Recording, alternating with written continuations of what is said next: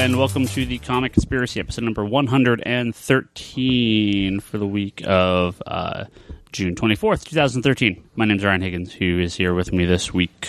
Brock Sager. Omar in the smother. B to the rice. Toby. And Charlie. Toby, I can barely hear you. Is your mic on? Yeah. Was it off? Now it's on. Oh, now it's off. Now it's on? Yeah. Good. Turn your mic on. What's happening? Hello. How's it going? It's going. You need to fucking talk louder, dude. What's up? You're very quiet today. What's going on, guys? Hey. We got a bunch of questions here. I'm going to talk about the DC Retailer Roadshow I went to down in Los Angeles. And then I think we're going to bitch about Age of Ultron for a little bit. And then How was the flight, bro? then talk about some All-Star Superman. How was Our the flight? first book of flight was okay. I hate flying. You're like B.A. Baracus. You have to get knocked out or tricked into flying, right? No, I just hate flying. I'm fine when I'm in the air, except for those moments when I flash to various movies that show people getting sucked out of airplanes, and they just replay. Ryan needs some milk.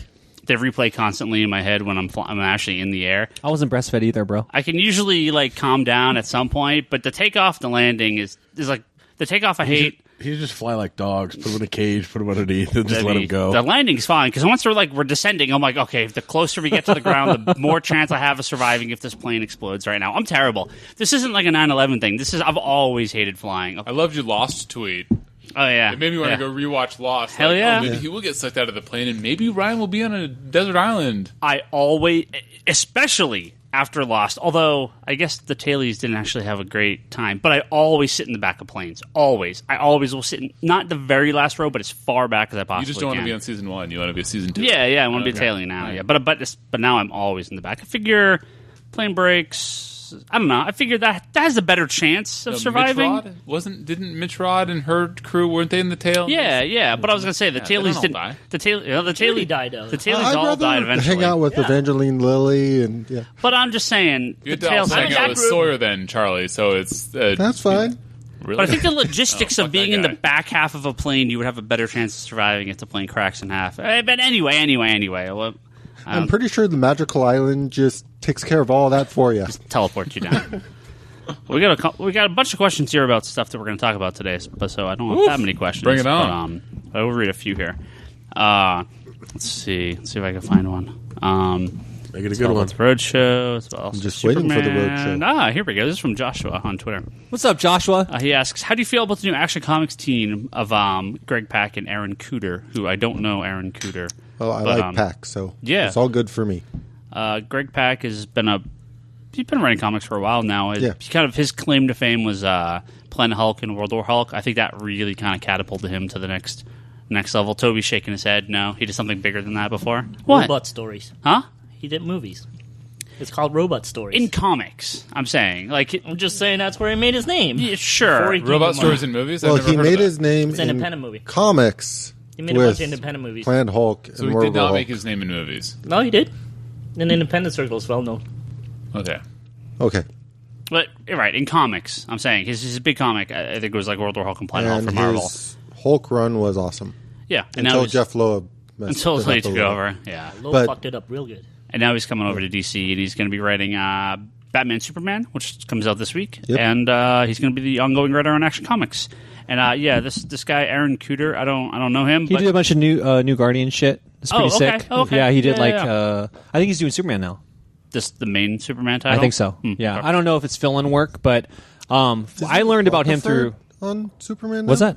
Isn't Rockefeller on Superman now, or did he get off it? Maybe he's doing covers. I don't know. But Cooter's art it's been totally accepted by a lot of the community super quick. He's kind of like a poor man's what's that dude on Batman Inc? Jason Burnham. He's like Chris Burnham. He's like Chris. Yeah, he's a poor man's Burnham, I think. Yeah. He has Guys. that very stylistic. Yeah. He's kind of that school. In that of, Quietly vein, which we'll talk a lot of Frank Quietly later. Yeah. Quietly's all right. Half the table, 3/4 of the table are haters. But we got a lot of Quietly stuff. You're to the talk biggest about hater later. of them all, Ryan. What the hell? I hate nothing except things I hate. Actually, no, it's funny. I only got one more question. It is involving stuff we're going to talk about tonight, so I guess I'll read it. Any San Diego... Oh, this is from Geek Therapist on Twitter here. Jose? I think it's Jose. Any San Diego Comic-Con exclusives you guys looking at getting? and I know there's at least a few things we're looking at. We should start off with the king of them all. I know. We start with the king of them all. I know what Ryan wants. I need to get this Mega Man 25th anniversary 3DS case from the Capcom booth. Someone hook a brother up. I need the Justice League 22 variant, wraparound variant from Graffiti. Yeah, that DC it? does all the ones through Graffiti. Yeah. Is there anything? I think is there something? Am I missing something? I don't know. I want the green, like mini Green Lantern 4-pack. That's on my list. I'm really tempted by the Star Trek Trouble with Tribbles mini mates with the ship and the little tribbles. That's kind of cool. I'm probably going to pick up the Chitara Snarf 2-pack. That's fucking incredible. Snarf. Fucking love Snarf. Oh, for people that don't know, what we're talking about, San Diego Comic-Con every year has a ton of exclusive figures and toys and comics and shit. So You can waste a whole day every year in line and still not get your a shit. day. You could not get stuff. Yeah, oh, absolutely. And, of course, the trendy of Sin Hero Click. And, the list goes on and on and on. Charlie told me that I needed to get the Hugo Strange figure for Arkham. Yeah, That's so you just can because you collect all those. Yeah, I know. Charlie tells me what I need to get. Toby already ordered me the Shazam or the Shazam figure, so I'm already getting that. But you picking those up there, or do you get them on order? No, you have you to pick pick them up there. Okay.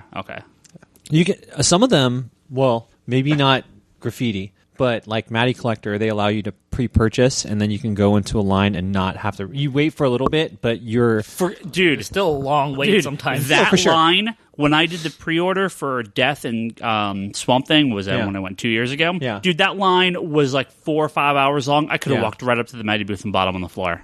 No wait. yeah. See, Sucked. This is, for me, why I don't go get in the line when there's a line. I wait till it's dead and just wander up. Yeah. The problem, though, is they were running out of stuff. Not in the fulfillment area. When I went there, the people in front of me were freaking out because there was a couple things that were like, yeah, we don't have any. Maybe we'll get some in tomorrow. And people were like, I have a 1-day pass. I'm not going to be here tomorrow. Yeah, and then they were spending like $120, 3 times the amount that you can buy it for at another retailer booth because sure. of all the fucking. The pre-sales are supposed to be guaranteed to be picked up there. Yeah. Sure. No, so if you can do a pre-sale, that's the way to go. And supposedly the line wait isn't so long when you do it that way. Friends of mine that were like total like G.I. Joe Transformer fans that did the Hasbro shit last year, they were all up on that. So Hasbro does? I didn't think Hasbro did pre-sale. They don't. really, No, Maddie does. they don't do like a couple of lottery, the other like a ones. lottery sale. I think they did on do Twitter. The lottery line. No, they don't. You have to go upstairs and you have to go in this line, and you draw a lottery to be able to stand in line or not for that specific day or not, and they even give you a specific time to go stand in line for. No, what really... It is pretty bad. You basically try and win a lottery to go stand in line. The main thing that pisses last me year was off shit. at Comic-Con is the fact that most booths, once you get a certain sort of demand, they start out with one plan of how they're going to handle the lines and everything. And you get told this plan, and then you come back the next day and they completely revamp the plan, and the previous plan you were told is no longer the plan. And It's all based on the volunteers that are working the booth. well, That's I really just what it like is. 1 year, Maddie started doing these, handing out tickets to say, come back at this time to get like in the line to get your exclusives, so they could manage. Basically, as more and more people came up, they'd be staggering like by an hour kind of thing. So you just had to come back at that time to pick up your stuff. So I went on Wednesday, had a thing to like pick up my stuff at Maddie the next day at like 10 in the morning. By the next day, they had scrapped that, and it was just, okay, we just have this line. It only goes to here. If you want to get in the line and it's already to here, you have to walk around the Maddie booth a bunch of times until they have room. And then the guy at the end of the line, if he recognizes you, will let you in the line. Yeah. So when you're tall and really huge and scary like Charlie, he usually recognizes him. Yeah. Well, Charlie always when seems you're a to. little Asian guy like me, he's like, no, I've never seen you before. Yeah, Charlie always seems to come back pretty with a full gift of bags. So if you follow Charlie, Would you say no to Charlie? Insanity and Chaos. Would you say no to him? If he comes up to you in line and goes, I've been here, I want to be in line, would you actually say no, especially since he's looking down at you? No, I have come to realize that, yes, when I get upset, I think I do get a little scary because scary. I've... Jesus, I can't even imagine. Yeah, you're like He just 6'5", says bro. His, name, So his Twitter handle is You guys- insanity and chaos, and they shit their pants. You guys, I'm pretty good about getting through lines and shit, right?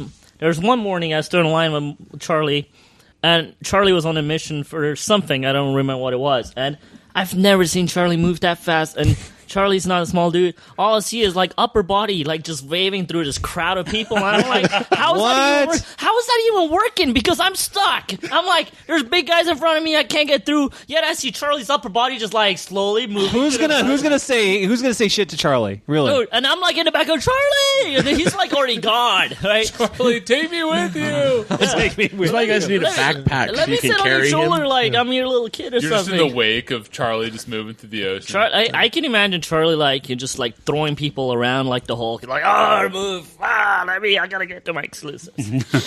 That's great. All right, well, that's some questions. I went to Super the... Best Friends Forever is, by the way, my pick. Yeah, that's Oh, also a nice yeah. exclusive. That's also at Graffiti. I'm Those very figures. excited about those. Those look nice. Yeah. Yep. Those look nice. Omar, are you going this year? No, not going this year. I'm going to be in Hawaii, and then I'm going to be in Spain and Portugal. Oh, wow. So Well, I'm going to try and make it over to Nerd HQ more this year. That's one of my goals. that's the way to do it. Yeah, you get to like actually work with people, like talk with them at the bar and have a drink with them. It's awesome. Cool. Wait, there's a bar at this place. Yeah, Nerd HQ. Yeah, they do it at a fucking incredible bar, and they have it. Well, set up this really year it's clean. over at Petco Park. Are you serious? Yeah, with the That's zombies. huge. Yeah. With the zombies. Oh, are they doing that Walking Dead Fuck thing? Yep. yeah. Again? Fuck My buddy I mean, did it that was last big, year, right? and Oh, it it's was like the fucking biggest awesome. ripoff ever. It was No, awesome. it's It was fucking awesome. awesome. But it's like $99 for your 15 when he minute saw the like comic book. run, and you got to fucking like run through this little I think it whatever. was fucking awesome. Oh, that sounds. We're every That does sound fucking awesome. They need to make the Yeah. run like Wipeout. But you know, you basically Also, they give you an American Ninja Warrior. Yeah, Oh, something like I'd that. be all over That would that be too. cool too. But they give you an exclusive comic, which you basically try and sell right away, and you recoup most of the money, basically. That's awesome. yeah. Okay, well, my buddy's an idiot then. Yeah, basically. That last yeah. part. Okay, that last part seems to be key. Exclusive comic book only available at that specific thing. So I have to ask, what is the chance if you were, let's just hypothetically say you were working in a white-collar job and you were doing 9 to 5 and you said, I don't have time and I have a wife and kid and we're not going down to San Diego, but I want one of these exclusives. What is eBay. your chance of you? Yeah, you just go and you say, you know what? I'm just gonna put it on eBay, or I'm sorry, get it off eBay. I mean, Is there any point in going to San Diego if you only want one exclusive? if you only want one thing, why just not pay the eBay price? It saves you all the headaches and troubles. Yeah. But Or if you you're have a there, Wait, not pay the eBay? No, just pay it. I Headaches mean- and troubles. Well, here's the thing: if you want, Because one by the way, thing- there's yeah. Hey. I'll buy something on eBay right now. I have no headaches or troubles. Exactly. So if you overpay for something on eBay, say it's $20, you ended up paying 3 times as much. Say you pay $60. Sure. You didn't pay the entrance fee, which is how much? Like $50 a day now. Something 40? like that. Yeah, Holy it's- fuck, Right, really? it's gotten right. You save on expensive. that. You didn't have to stand in line for 6 hours. That's what I'm Yeah, saying. right? And, I mean, if you only buy one thing, why not pay the overpriced thing? So That's what I'm saying. So Or you just have really cool people like Charlie that'll get shit for you. all right. yeah. First of all, I have to find what's available. I love Snarf, but I don't care about the She-Ra Snarf. I don't thing. ever feel... The problem for you is most of the Marvel stuff is over at Hasbro, and I avoid Hasbro like the Hasbro is plague. pretty horrible. Damn you. They're going to have like Charlie. the 4-piece Deadpool box set Yeah. or something like that. Oh yeah, that looks Taco pretty truck. awesome. Yeah, it's a taco truck. Yeah. and they have all the Deadpool core with it. Wait, but they're toys. They're action. Yeah, they're fucking action figures. The other one they have What is about things that I Baroness. care about? They have Baroness and the Jeep, whatever that Jeep is. Hound. That's right, it's Hound. It's what's the Jeep though? The GI Joe Jeep, and they Why do you avoid Hasbro? like Hound? That's a crazy line. Because their line is harder. It's ridiculous. To, like, It's Last year, ridiculous. the Like line went graffiti? outside to the island. Like, outside the What is thing. the island? There's like a little island on the other side. The line was that long and went all the way to the island. This fucking shit is out of control. Yeah, it is. I saw that. yes, How is I it not saw. like a San Diego Comic-Con it's part not 2? worth the toys anymore. I saw one of the Shield helicarriers sold like instantly for like $300, and it was only oh, that $80. was a nice exclusive. incredible. Like, I don't mind asking Well, Toby a and toy? yeah, a toy, but it was huge, just like this big. Holy There's some shit, crazy that sounds shit, though. fucking awesome. I don't mind asking Toby and Charlie because I know they're already going to the things that I want. But like that Mega Man 3DS thing, I'm like, I don't know who the hell is going to go get this. I'm not going to. No, that's not that hard. If I you usually want go to Street Fighter anyways. yeah. If you're going over there and you want to pick it up, cool. But like, yeah, no, it's so hard. Like, I mean, in the past couple of years, they had the Street Fighter exclusive for the Kid Robot and stuff. We're Yeah, like buying yeah, the little evil Ryus there and stuff like that. That's And cool. they're usually a pretty cool booth anyways. Yeah. They have shirts and, Yeah, but my it's hard. general rule is basically if I'm going to an area anyways, or I happen to walk by it and there's next to no line, I'm more than happy to pick up something for you. But there's no way I'm going anywhere near Hasbro. I remember you going to doing the the 3-day Hasbro pass? line. Oh, I'm there the entire thing. I remember Wait, is going that to the 3 days? Hasbro line. It's 5. 5. When you count preview night, it's 5. Is So it? do you get like PTO Yeah. from work? I don't understand Hell how yeah, this me is as a too. working man. No, this is PTO Yeah. for sure. Yeah. Or before PTO, there was no PTO. You just have to suck it up and go. Or not go. 5 days. Holy shit. Yes. Well, it's preview Wednesday night night. is just for shopping, basically. Yeah, and then there's Thursday, And then- Friday, Saturday, Sunday.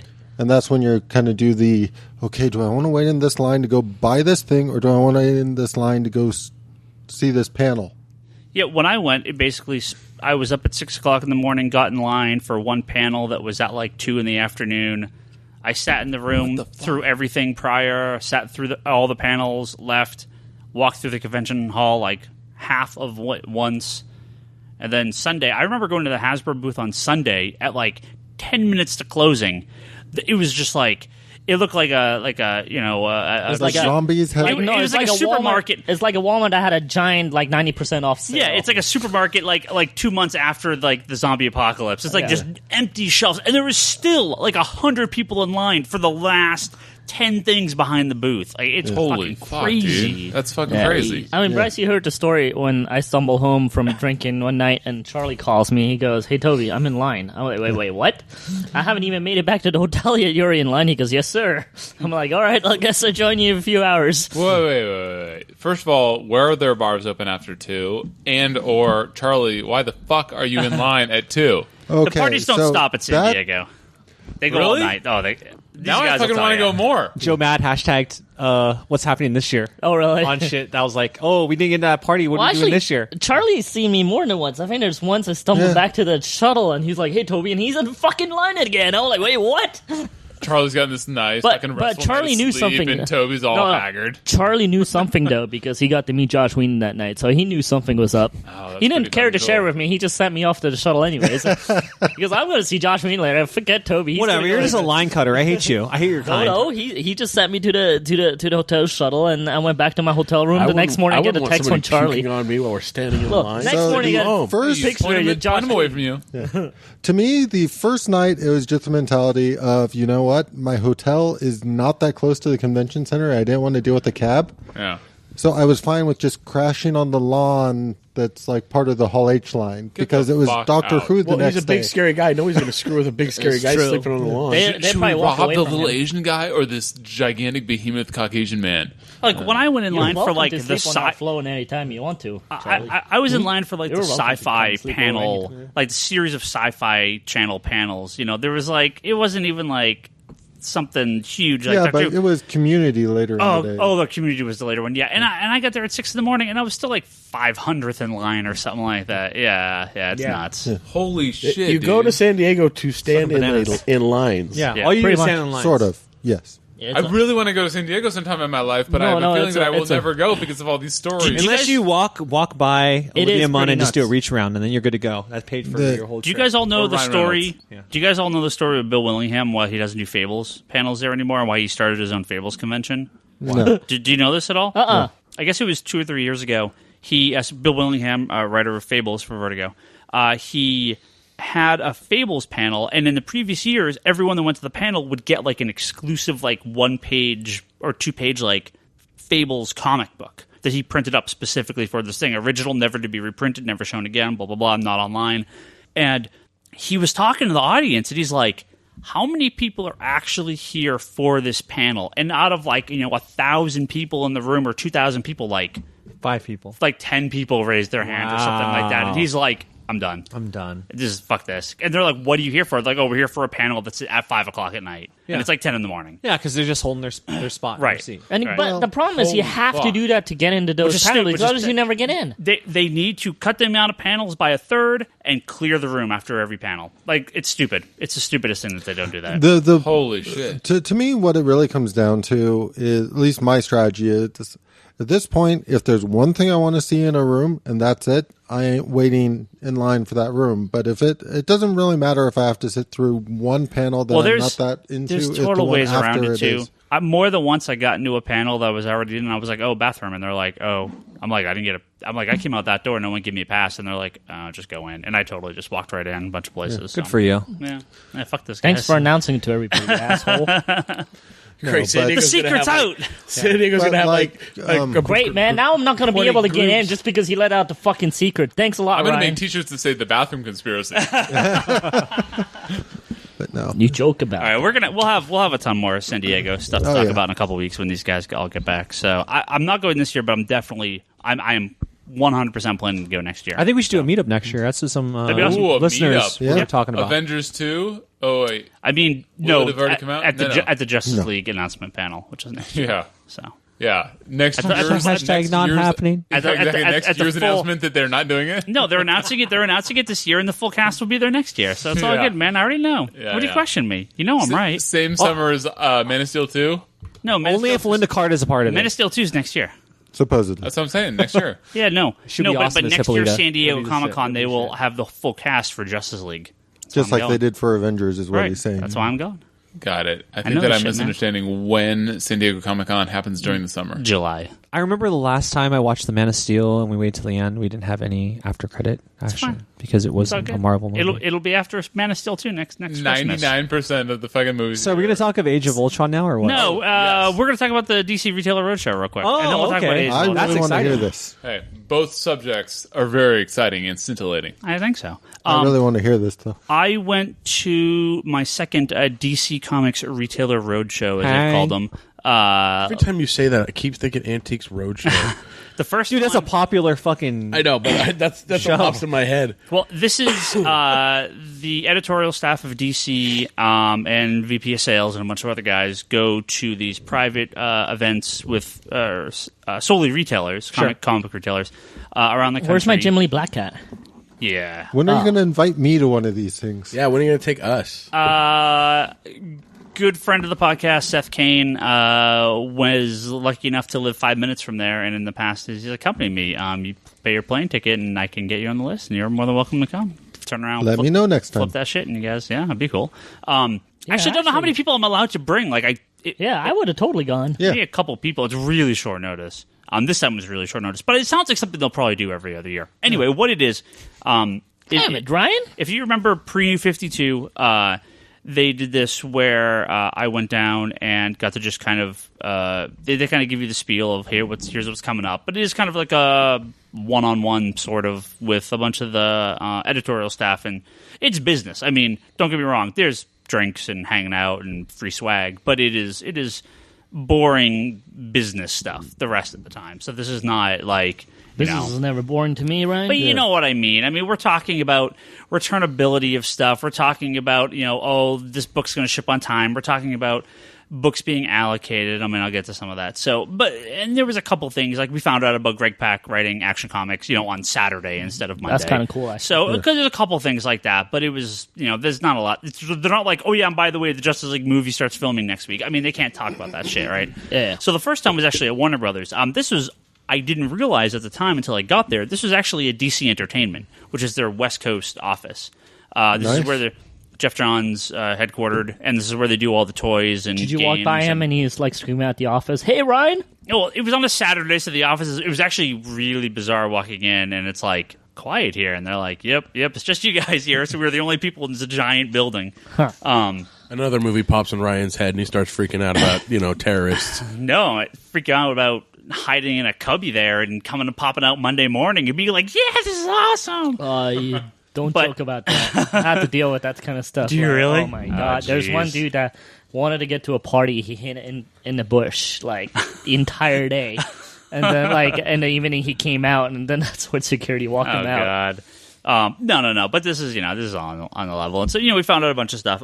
They talked a lot about Villains Month. They talked a lot about these foil cover or these kind of 3D covers that are coming out, which I have to say they are amazing. They are pretty darn cool. Yeah. I actually think it's worth the extra $1. In September, for the second anniversary of New 52, DC's going to do an entire month of villain books coming out of the first issue of I just wish it wasn't villains at this point. Forever Evil. Well, they may do it. They may do it with the heroes too. We don't know. Yeah. Well, the heroes are on the covers of all the books too, so it's not okay. just the villains.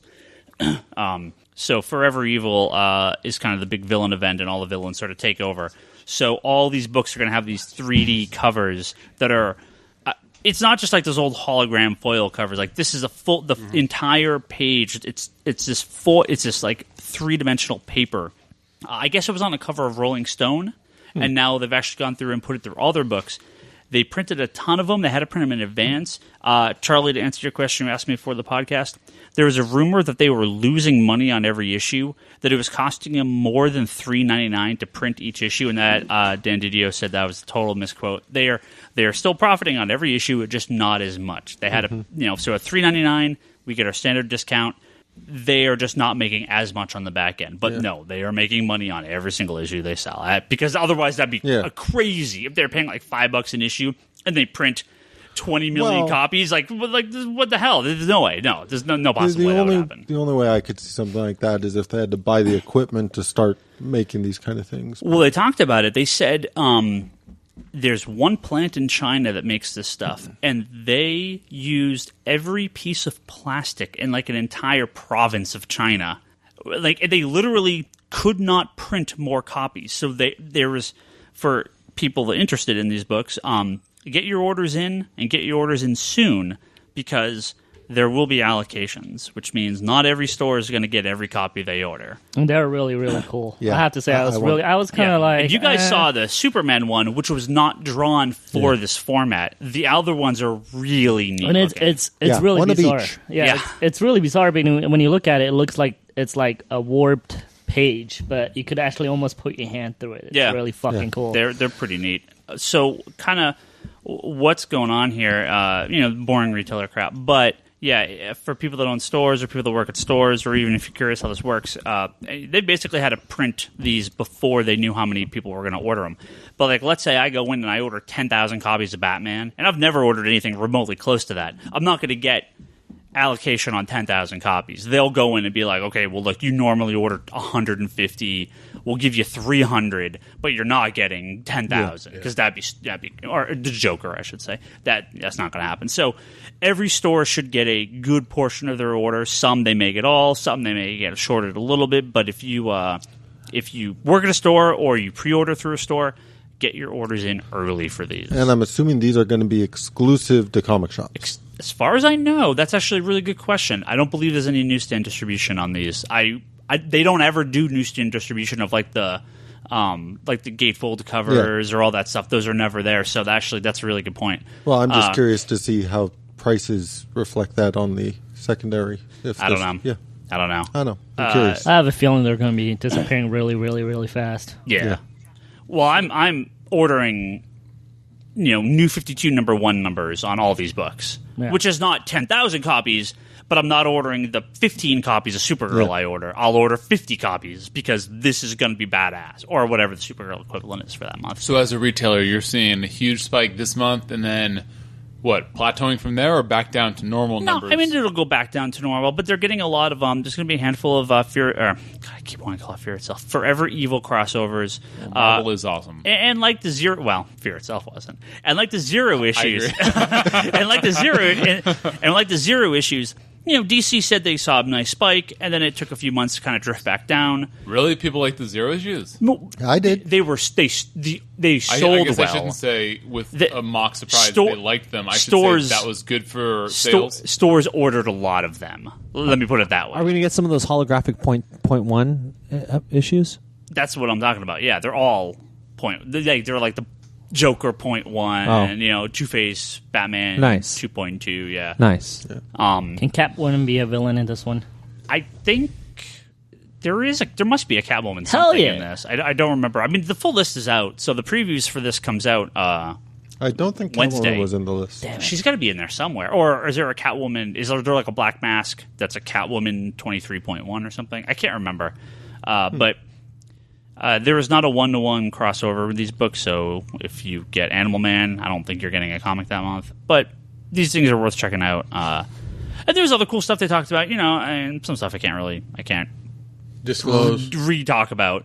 Just want to make sure that everyone knows that you know things that you can't talk about. It's there's some It makes him feel. You know what we can do No, is we're going to no. tie up Brian after this podcast No, and it's we tickle it out of him. It's behind the counter stuff. It's nothing people care about. It's just Yeah, they don't care about the numbers. yeah. I mean, some people do, but some people don't. It's just not that. I am confident. We've talked in the past with DC losing a lot of their creators and things kind of switching up, and the sales for DC books not being great the early part of this year. DC is aware of this, and they are. They were very candid that going forward, they have stable creative teams. Yeah. They are obviously, we've seen a lot of low end books being canceled, being replaced with Superman, Wonder Woman, Superman, Batman, Superman Unchained. They're going to tie in some crossover books with Year Zero, the Batman stuff. They have every month. There's basically through the end of the year there is something big coming out, which is they're trying to push the whole line. So. Well, let me ask a question that's going to be probably asked in one of these DC panels by someone that is not the biggest DC fan, though I am. Yeah. But I'm also a Marvel guy. Did anybody ask the question about what's up with the .1 bullshit? Because, let's be honest, that shit's going to come up. That's like Me Too, Me Too. They were Me Too. Oh, for them it was we don't it's a thing. We'll use it, whatever. Marvel and DC have always been like, if it's good, we'll steal it. If it works, we'll steal it. And what's interesting, which I actually didn't realize, so issue 23 of all these books is going to be in August. Issue 24 will be in October. So this month can be a complete skip month, and your numbered collection does not have a missing issue if you skip these issues entirely, which I actually didn't realize when they first did this. Marvel didn't do it that way. No, Marvel didn't. But I thought this was 23.1.2. I didn't realize it was actually a separate just 23 period, no .0. Oh, that's interesting. So that actually, I actually like that a lot. So for them to be a complete skip month, this won't affect their books, which I thought was a good idea. Wouldn't that affect their books more because it's totally out of continuity, and then they No, randomly because go back into continuity? most of the 23s are ending on a story or even ending on a cliffhanger. So all of these books are going to be all totally- these it's like the zero. It's think like of them the, as insert books. Yeah. Or it was an X-Men Apocalypse where all the X-Men books are. Yeah. 23 comes What? out, then Forever Evil comes out, and then all these villain books come out. Forever Evil's coming out the first week in September, so it's going to, Forever Evil is the one-shot villain books. no, Forever Evil Miniseries. is the 7-issue Jeff Johns miniseries, the first big New 52 event book. And it's like all the villains are kicking ass, and then you read all these villain one-shots throughout the month. And then they all tie in back to the main titles as they go forward, with some crossovers. And Well, it sounds like DC's starting to get some balls, Ryan. I'm glad to see them picking up after Marvel's scraps. No. I've launched. I heard some bad rumors about this event, so I'm not looking forward to this at all. That's okay. Oh, well, I'm just picturing Legion of Doom. And No, I'm board. I'm not So, looking to it. Toby, let me spoil this for you. Ryan's very excited, and Ryan. I am not. Hold on, Ryan is gonna love everything about it. No, he better not. Hold on. After the fact, Ryan will give glowing reviews of it. No. Hold on. And by the way, it's October, so So we're good. I may have seen a number of covers for the villains issues, right, which are all awesome. I may have seen about 5 or 6 pages of J.H. Williams' art for Sandman Zero, which were mind-blowing. Well, because it's Sandman. I may have also seen a few pages of Forever Evil, featuring a famous sidekick character in the first few pages. No! That's Done. going to be Quitting a DC right character now. in this book. Damn you, Bucky. So I'm quitting. If the rumors are true, I'm going to go quitting DC. Trust me. You can't quit DC. Yes, if this happens, I will. Nothing happens, but when a page featuring a specific character went up on the screen, there was a murmur in the crowd, and one of the co-publishers of DC Comics that has in the past been quoted as saying this character, something, he kind of gave a chuckle and quickly turned the page to the next page. You said way too much. Yeah. You're not going to be invited back, bro. So we'll see. Toby, I think you're fine. Oh, good. I think you're fine. So I could keep. I don't know. Comics. I don't know anything. If it happens, I'm stopping by. I saw like two or three unlettered pages, but what if Gambit comes back? What if Gambit goes to DC? Oh, Amalgam Comics, Gambit No, Nightwing. no. Gamwing. No. Gamwing. Gamwing? No. Yeah. Quitting. If that happens, I'm quitting comics altogether. Nightbit. Are you kidding me? Come on, you could go for Image still.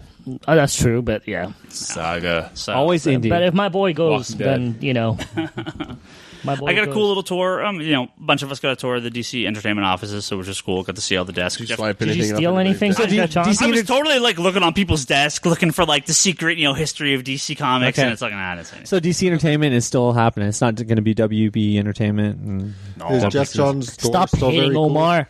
I'm not hating. Yeah, you are. Jeff Johns has sort of this open desk area. Yes, that. But all the windows had this kind of sheer cover with like famous comic art and stuff on it. And the Jeff Johns one, of course, was Captain Cold. Yeah. So there you go. That was on DC Nation once. Yeah. Yeah. So that That's why I was asking, because that was awesome. Yeah, it wasn't like a door. It's like the window at his this whole desk area. Yeah. So it was cool. Can we have that here too? Can we all have our individual windows? Very neat. Yeah. It was cool. It was cool just kind of walking around. John cubicles. Rude, who's like one of the marketing guys, he gave everyone the tour and stuff like that. He's a cool guy. So yeah, very interesting. Cool Did stuff. you take a piss there? Because that's what I would do first. Like 4 times, there was something in the goddamn Oh, soda perfect, they had man! there. You're marking your territory at the DC offices.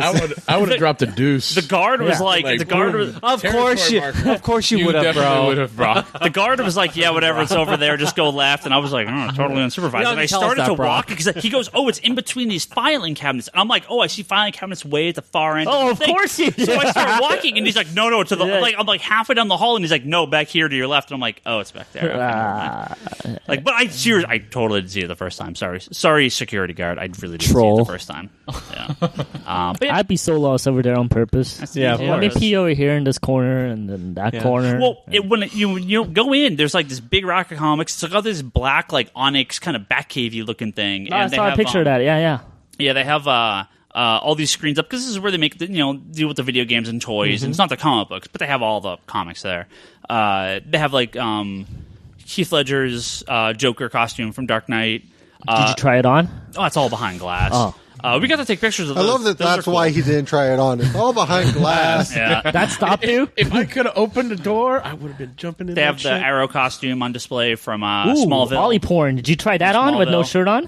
Well, that's permanently in and there, then- right? Because he's pretty much half naked the entire show. No, not Arrow. That's why you Smallville. love Smallville. Is there just the pants there? Smallville. Green Arrow. Smallville, Green Arrow. And then actually the Clark Kent costume from Superman the motion original, picture, right? and Oh, Superman cool. 2, which I was like, that's cool. Yeah, that's super cool. So yeah, no pun intended. Did you try and steal that one at least? They were that would all have been worth behind it. very secure glass. No, I it's could worth not see. asking. No. And they had that really cool. It was a Jim Lee and Friends, that big mural. I took a picture of that and put that on Facebook. So that was pretty cool too. Oh, that was pretty cool. They could take pictures of all the rest of the stuff. So, but very interesting, very cool stuff. And I'd love to go back in a year or two if they do it again. So, Thanks for sharing. yeah, no problem. So you guys want to talk about some Age of Ultron? Yeah, I would. I want to hear from the lovers down the table because there's a bunch of haters on this side of the table. I don't even. Bryce, you did mean you lovers even? like we love each other? Did Or you you mean even- lovers like we loved Age of Ultron? Did you even? You Bryce, guys love each other. Bryce, let's be honest. Age of Ultron had about 7 good issues, and then what the hell happened these last few? Was it a total of 10 issues? Yeah, I want to hear. I want to hear. Can I just tell you, Ryan? Yeah. I disagree with you probably about 90% of the time. Yeah, that sounds about right. And I totally agree with you on this one. And it honestly, it's like a dagger to the heart. Wait a minute. To agree with you. How Yeah. dare you say that? I know. You didn't like the last 7 issues? No. No, The last, like the first 3 7 were issues. good. Oh. I liked I Age of loved Ultron. the beginning. I was like, "Oh my god, where's he going?" But then it's like this random parallel time travel story where it's like, Okay, random. I'll give him a couple issues. Boring. You don't like how they brought the Defenders forward, like as like a serious group of like superheroes. Defenders have always been like the fucking secret warriors of like. Yeah, Bryce, but don't give us the. Let's. Oh, by the way, we're going to talk major spoilers for Age of Ultron 10. But Yeah, spoiler alert. skip not obvious. ahead about what? Give me 15, 20 minutes. give me the minutes? story up until maybe this last issue. Kind of what was going on in this book. It was a dark and stormy night. Summary, not Sorry. exposition. No, I want him to do it like this. Yeah, let him do it. Let him do it. No. So it was great. It was. I think half of it was the hype and Brian Michael Bendis on Twitter saying like, "Oh, trust me, you'll love it. You'll love it. You'll love it." And I'm a huge Bendis lover, and anything he says, "Oh, okay, Brian, whatever you say, I'm sure it's gonna be great." And I was all on board, and I actually really liked it, and I like the idea of killing fucking Goliath. I'm Give me the plot for the first like 5 or 6 issues, and then we'll get to the end. Okay, so we're in this Refresh people's dystopian. minds. Is that how you pronounce it? Yeah, that's right. Dystopian. Yeah. It's New like- it's York, like the homage. future, which fuck you. Post-apocalyptic. Yeah, that's it. New York, Bless you. where Ultron has taken over, and so everything's gone to shit, and all the superheroes, half of them are dead, half of them we don't care about the fact that they're living, but Brian Michael Bendis' favorite characters shockingly have survived. Moon Knight, no sign language. Not sure what that means, but I believe that happened. And so anyway, so it was good, and it was like, oh my god, this post-apocalyptic story. And so Brian Michael Bendis is on Twitter. I don't know if any of you follow Brian Michael Bendis on Twitter. I do. Well, this story takes an interesting I'm sorry, I was split. done. Well, hold on. Because the book splits in half where they're like, oh, we have all these people that are going to go fight Ultron. Yeah. And then In the future. Wolverine and the Invisible Woman were like, well, we're going back in the past to stop Ultron. That was exactly where my fucking faith in the book fell off. What? What happened to the other half of this book is what I want to know. Exactly my problem, and I can't believe I'm agreeing with you because it Oh drives God! me crazy. You guys are horrible. This was a great story. So, I loved the story up until this point. Until this point where they split up into time was good. But it was so all-encompassing the first half of the book. But then the second half of the book, where the fuck did the other half of the story go? Yep. And then in issue 10, the climactic conclusion, it's just like... Angela, baby, Angela. Well, okay, Angela was a splash fucking page. all right, hold on. Okay. No, it's Angela. That's my So- face. Your name. So, Oh my bad. so Wolverine and the Invisible Woman go back in time to stop Ultron. Totally fine. All right, we get this whole new weird Totally world. fine. Hey, look, Brian, if you want... Mr. Bendis, whatever. If you want to take 2 issues, if you want to take 3 issues to tell your fucking story, fair play. But don't do the rest of the arc, and then randomly New Age Wolverine shows up in issue, was it 9 or 10? No, it's not New Age Wolverine. It's old school Wolverine, and he looks hella cool. So- and he's like, I experienced all this shit. And but one kill killed me the other. off. Which one killed the other? The old. No, we don't know. No, we don't know. But what is shown is, well, obviously, I've seen too much, and it's obviously the old one that killed the new one. Obviously? It's obviously because if you read other X-Men books, you see Wolverine. You're being going to a little lecture bit- me on reading other X-Men books? Well, I'm just saying, if you read other X-Men books or Avengers, Wolverine is a little different. He smells a little different. Hold Captain America doesn't really like Wolverine's ways. Hold on. Oh yeah. So these guys go back in time to basically kill Hank Pym to stop Ultron from ever being formed. Right. By doing this, That was Wolverine and Sue Storm. And Sue Storm. They kill Hank Pym. Yeah. And then they go back to the present, and all Back to the Future style, and the present's all messed up because of this, because of all Shocking. these events that. By the way, I did not see Back to the Future 2, Brian Michael Bendis. Thanks for writing that. So they then go back in time again. To stop A la themselves. Back to the Future 2 to just stop themselves. But there's like another version of Wolverine there. They stop themselves from killing him. Ultron still gets made, but he puts in this little thing, a back door to basically like, oh, at this one point in time, I can stop Ultron. Which I'm still okay. I'm still even okay, kind of up to this point. I'm with you. Okay.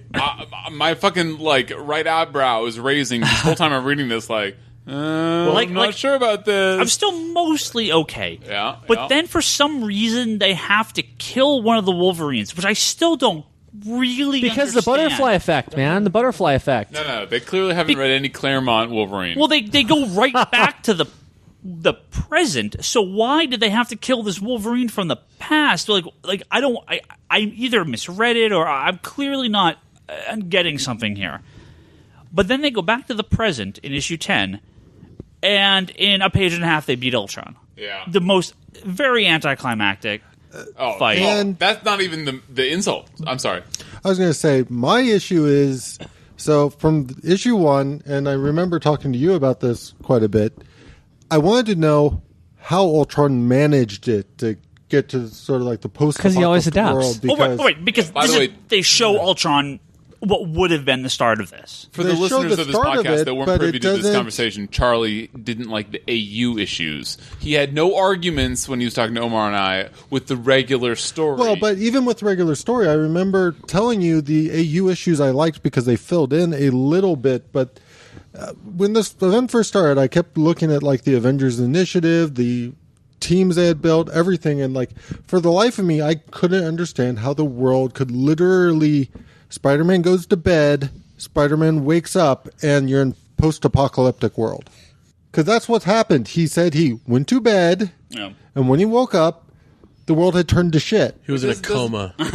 Doesn't AOU start number 1 with like in the near future or something ambiguous? After he had been grabbed by the villains and stuff. But what I'm saying is when they finally flash back to how he got grabbed, it literally seemed like it went like this. Like he literally went to bed, and by the time he woke up, there was this coordinated attack going on everywhere. Okay. So it seemed like literally, and when in fact it was not literally. So, okay, plot hole closed. And so, like, to me, it just, where Ultron showed up in this issue, I can understand how he could potentially defeat the Avengers and stuff, Yeah. but there was a lot more going on, especially with, like, he was in the future, launching an attack into the past. There was, like... that whole thing, what the fuck happened there? Yeah. And by the way, I was expecting this grandiose fucking entrance from Angela.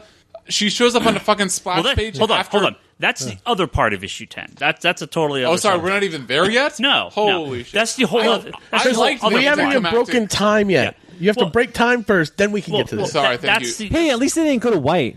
All right, that was such a cop-out. They didn't go to white. They showed Spider-Man 2099 and everything. Oh, what 3 months ago, Brock is behind the counter and just fucking being Brock, and he's like, "Oh god, Brock. they're talking about this white event." He was talking about Avengers, not Age of Ultron. Yeah. It's a You should have fucking heard Marvel Brock, book. like, It was Marvel Zero Hour. It's a fucking Marvel book. This is a Marvel Zero book.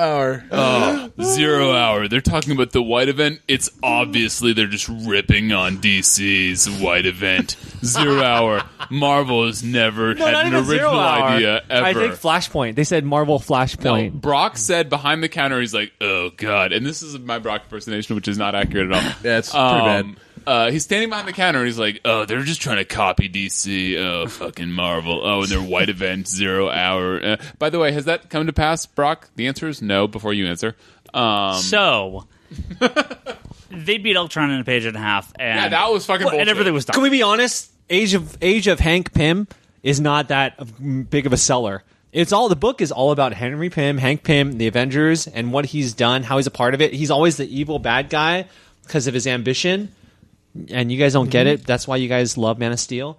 And it's just like so big, it's so encompassing, and like, wait a minute, Wolverine is bad Wolverine. That's what we have now. And Captain America's the only one that sees it. The guy that got mind fucked by fucking the Illuminati. Boom, boom, boom. Okay. I Yeah. think that second I part need- should have been extrapolated more, first of all. Second of all, we can also agree that Age of Ultron is a more accurate title than Avengers vs. X-Men, which we won't even Yeah. get into in Okay. this talk track, hopefully, That's because fine. I love X-Men. But even before we broke in time, that was a pretty anticlimactic ending. I think everybody that reads Age of Ultron, Age of Hank Pym, they should be reading Uncanny Avengers because Jonathan Hickman obviously runs Marvel right now. It's not Bendis. I'm so sorry. He runs the movie end of shit, though they're doing really I don't well. disagree. And they are doing very well. Thank you Hickman for runs pointing that comic out, shit. because you're absolutely right. And Hickman and Remender, you got to read the Hickman and Remender books. That's why I'm like hooked on this shit, because what they're saying is like Wolverine. We have evil Wolverine. It's not quite Age of Apocalypse Wolverine, not war, But he knows a lot of shit about history, and he's gonna fuck people up. He's already like manipulated Kang and manipulated Immortus. It's like all this shit that's going on. We're talking about Age of Ultron, by the way. It's all connected, bro. No, he's serious. Remender and Hickman are fucking crushing If you read the shit, you would know, son, and you'd appreciate I've read it. every issue of Uncanny Avengers except for maybe the most recent one. I don't remember any of this. Really? Did you read the AU Yeah. issue of Yeah. Remender's AU Yeah. Uncanny Avengers? Pretty much, Wolverine is kicked out of the Avengers. Yeah. Just like Spider-Man was kicked out of the Yeah, but Avengers. a while that's ago. just because of what happened. Yeah, in- Kid Apocalypse. But it's kind of foreshadowing. Well, Yeah, but I Right, guess but what the I'm saying Apocalypse is twins now. Yeah. Either Apocalypse way, Twins. Fucking either way, legit. that doesn't seem to track back to this to me. We'll see. either way. 6 months later, we'll say, Omar, you're right. Thank So you. halfway through the issue, Ultron's beaten, which kind of I was like, Less what? than halfway through. Yeah, I was like, what the hell? So something happens. Wolverine apparently his last time travel thing caused, they've time traveled 5,000 times before, but this was the one that for some reason caused all of time to break. And we're kind of seeing all these glimpses of the past and the future, and time exploding and shattering, and it's like, oh well. Here's Hulk driving through time and Kang, and here's the all new X-Men that have been running around, and something's happened with Galactus, and Spider-Man 2099. Then we're brought right into basically 3 advertisements for 3 new events coming out of Marvel. Brutal, right? fucking brutal. The first and the first is Hunger, which I was actually really looking forward to, thinking it was going to be a big Galactus event. It is. Fortunately, it's just Galactus in the Ultimate Universe, so never mind. Yeah, they break the time stream, and all of a sudden it's an advertisement for this event book in the Ultimate Universe. It's Yeah. like, Why did they show little Miles in there? I thought he was dead already. No, he's in. I thought they killed that little black kid. What? No. So Galactus. So Galactus is not like a bug cloud like in Ultimates. He's now our OG Galactus is now running around in the Ultimate Universe for some reason. I don't know why. that was the worst of them. Which one? I think that all 3 of them I thought were bullshit, and then I was reading it and I was like, whoa. So you beat Ultron?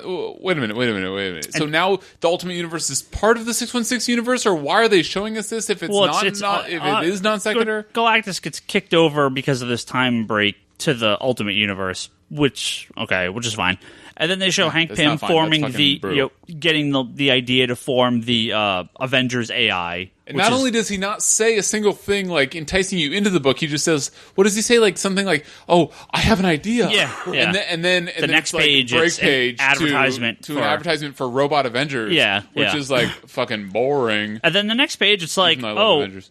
randomly Angela from Spawn for some reason is here. Splash page Yeah. out of fucking nowhere when I was expecting Angela to be the one that my whole theory the whole time was that Angela, this big fucking deal is going to show up and save the day. Yeah. Angela shows up with this like shows up with, golem mixed with a sentinel head. So and is she's the Image universe now considered one of the multiverse of Who called me Marvel here? Comics? Someone will pay. Who called me here? Yeah, that was that lame. was- That was lame. I agree with that. And it's not like No, I liked that, but it was like where the fuck did you come from? Like I thought she was gonna have more to say than like. Well, this wasn't- I'm randomly here and I have nothing to do with this story at all. But by the way, I'm gonna be in Guardians of the Galaxy, which was the next which I'm page gonna be, which you're either advertisement. fucking buying or you're not. By the way, you're not gonna pick it up in issue 7 if you haven't been. No because one of Angela. buys fucking Guardians of the Galaxy for fucking what's her name again? Steph Angela. It's all about Rocket Raccoon. well, with And Groot with this, and cool. Bendis. Okay, Groot's I that's exactly what I think. this does not appear to be like a Superboy punch. I've changed reality. This page to me is like I've been sucked from my universe now to this random new universe. So, which seems weird. Like I doubt not how I saw her little like fucking weird weak. cloak, her little cloak from Yeah. other books. I forget which book it was, but I saw her little cloak dangling in space, and Yeah, something to do I with was like, Tom "What is McFarlane? that? What has that to do with me?" So we'll see what the heck happens here. I have no idea. It's not. It wasn't like the whole thing was bad. Like I said, I really liked it, and I even could dig Hey, parts. I fanboy. They are one of those groups that are out there, and they even fucking they reach to the stars like you do, and they even didn't like it. So. I got to back just you guys felt- on some of the parts of this, but at the same time, if they make Wolverine a villain, that'll be ballsy, especially when the movie I comes would love out. that. Because like right when the movie comes out, I doubt they're gonna have these books released and show him as being like this major villain. Is he a badass in Wolverine and the X-Men, or is he still I don't know because I don't read that book. I don't get this villain thing unless I've just missed an issue. I mean, if he's I'm actually just trying to figure out now if there's two Wolverines. No, but I understand what he's saying. From what I read, Wolverine and the X-Men is fucking awesome. Jason Aaron is fucking awesome. Yeah. You guys remember? Have you guys been reading Thor: God of Thunder, where Thor, when he's like, by the way, after he goes and gets hammered on the Hall of Ale, or is it right before, where he says this must be one of those time travel events that all the X-Men are talking about? Fucking great line, Jason Aaron. Well done. Anyway, golf clap. Golf clap. Oh wait. Let's talk about how Dark Beast all of a sudden showed up. What? When? where? And he has In the Avengers. Oh, all of a sudden he's mutating. I haven't fucking. And he read even it. has It's been a goggles. while. And he even has goggles. Dark they- Beast. Stop talking Hello. about Dark Beast. I'm No, sorry. they already talked about him mutating from the all-new X-Men. Yeah. Well, That- I'm just that saying, wasn't Dark Beast. Wolverine's That was- manipulating everything right now. It's like incredible because no one thinks that the dude drinking beer is actually fucking Charlie, a thinker. do you? I don't know what he's talking about. See, to me, Of course, you're gonna fucking ask Charlie. Because he's probably No. more caught up Charlie than I reads a am lot on more this. than I do. Yeah. So The way, Me too. while I could see you possibly making a case for some stuff that might seem randomly unconnected, does technically have Wolverine in it because he's in half the books of the Marvel Universe. like all the books. Yeah. But that being said, when I kind of feel like you're grasping at straws because while I do agree that there's a potential paradox here in the way that so they go back in time. If they did jump to the present, like it seems like they might have, there would be 2 Sue Storms and 2 Wolverines walking around because they averted the timeline that created them. Yeah. So either there's 2 Wolverines from here on going No. forward. They couldn't have rejoined their own timeline. You're saying? I think that's why they killed the Wolverine in the past. So there was but- only one Wolverine when No, he goes back to but- the future. but it This is what I'm saying. Is there's not 2. They rejoined their timeline. No, Charlie, 'cause- get your facts straight. No, this is what's throwing me a little. Yeah. It's a costume Wolverine is change. here when Ultron gets destroyed Yeah. with the Avengers, and then the next page is him and Sue Storm. I've tried to Isn't explain this it. whole like argument negated by the fact that time breaks? Well, that's No. that's what I'm going. No. But Hold on, that's the Brock. thing. That's what I'm getting at. If time breaks and it wipes them out Hold from on, existence, hold on. then it invalidates the theory that a alternate version of Wolverine is now Wolverine. P.S. Brock has something to side say. note, awesome. Guys. The Thing as a pirate, random, awesome. That's old school FF Oh, stuff. sorry. But Brock, like, hey Charlie, stop. Brock, speak. Guys, you forget Wolverine killed himself. It was the alternative timeline But- Wolverine that killed Yeah, we himself. said that. He still never killed- they another never- Wolverine. It was the first Wolverine because he travels back to the time and stops himself, and that Wolverine goes to the correct time. But We never see it happen. alternate If it doesn't happen, if It we don't get a picture, if we don't get a picture, then it happens- doesn't never it happen. happens because they're the ones that sit there and they're the ones that inform Hank Pym to record the information, and then they leave. No, but we never see fucking You see them old leave. school Wolverine getting smashed on and getting snicked. No, but snicked. my thing is this. Okay, we're gonna turn this into the time travel conspiracy. Yes, again. that's it. God damn I don't know. it. The best thing to do would be to grab the goddamn issue and look at it. guarantee you right I now. am looking at the issue, and here's Can the, we talk about a slightly less confusing book and talk about All Star Superman? Let's do that. Yeah, I thought we were going to talk about nothing but that the whole yeah, we got to episode. talk about the book club. How? Yeah. What about Book book club. club? We're ending with it. Oh my god! talking But about I thought we were going to talk the Superman. whole episode of the book club. No. Age of Ultron. Oh, I'm sorry. Was that Two, yours? two, No, I ep- just grabbed it two for issue, 2 episodes in a row only about Superman. I think people would kill us. No. Yeah, probably would. Well, that's because nobody gives a fuck about Superman. Yeah, I Now, agreed. we'll talk about All Star Superman. I hope people will care about Superman again. How about that? Yeah. We're now going to talk about All Star Superman, the first Comic Conspiracy book club pick chosen by me. I may have made a I'm mistake. pretty sure everybody could have figured out that it was Yeah. chosen by you. I may have made a mistake because rereading it, I'm reminded that this is probably my second favorite comic book of all time and Oh, yeah. my favorite miniseries of all time. Because it's not Sandman and it doesn't have. Sandman is a tough one to beat, but this is probably this is my number 2. So it's all kind of downhill Plus, you after can't this. pick all of Sandman. I'm sorry. No, yeah. So it's all kind of downhill after this. So I'm sorry, guys. All my other suggestions won't be. If All Star Superman wore eyeliner, would you like it more? Frank I like the quietly, fact he has to think about it. Frank quietly draws a little eyeliner, I think, on a lot of his characters. So He does though. Fucking that Quagmire guy. He's that's fucking where they gay. got the Superman eyebrows. Oh yeah, he does. He now, does. who here has not read this prior to this? Who would not read it? Toby. Bryce. What a surprise! What a surprise! Bryce. No. I read. I have no good excuse. I Doesn't read the matter. first Yeah. 75%. Be honest. Of it. I read the first. 75% I thought you were an X-Men of it. fan though. Today No, or I love X-Men. like this or prior? Well, what, All-Star Superman? Yeah. I only read when Omar was gentleman enough to lend me his copies, and because I'm not a fast reader. Years ago or like today? Like recently? Like on Saturday. I don't care. No, that's fine. That's fine. I mean, you didn't finish No. it, but you read. Can I just say? That's better than me, man. I started on Sunday. I know Toby was in his car before the conspiracy podcast reading.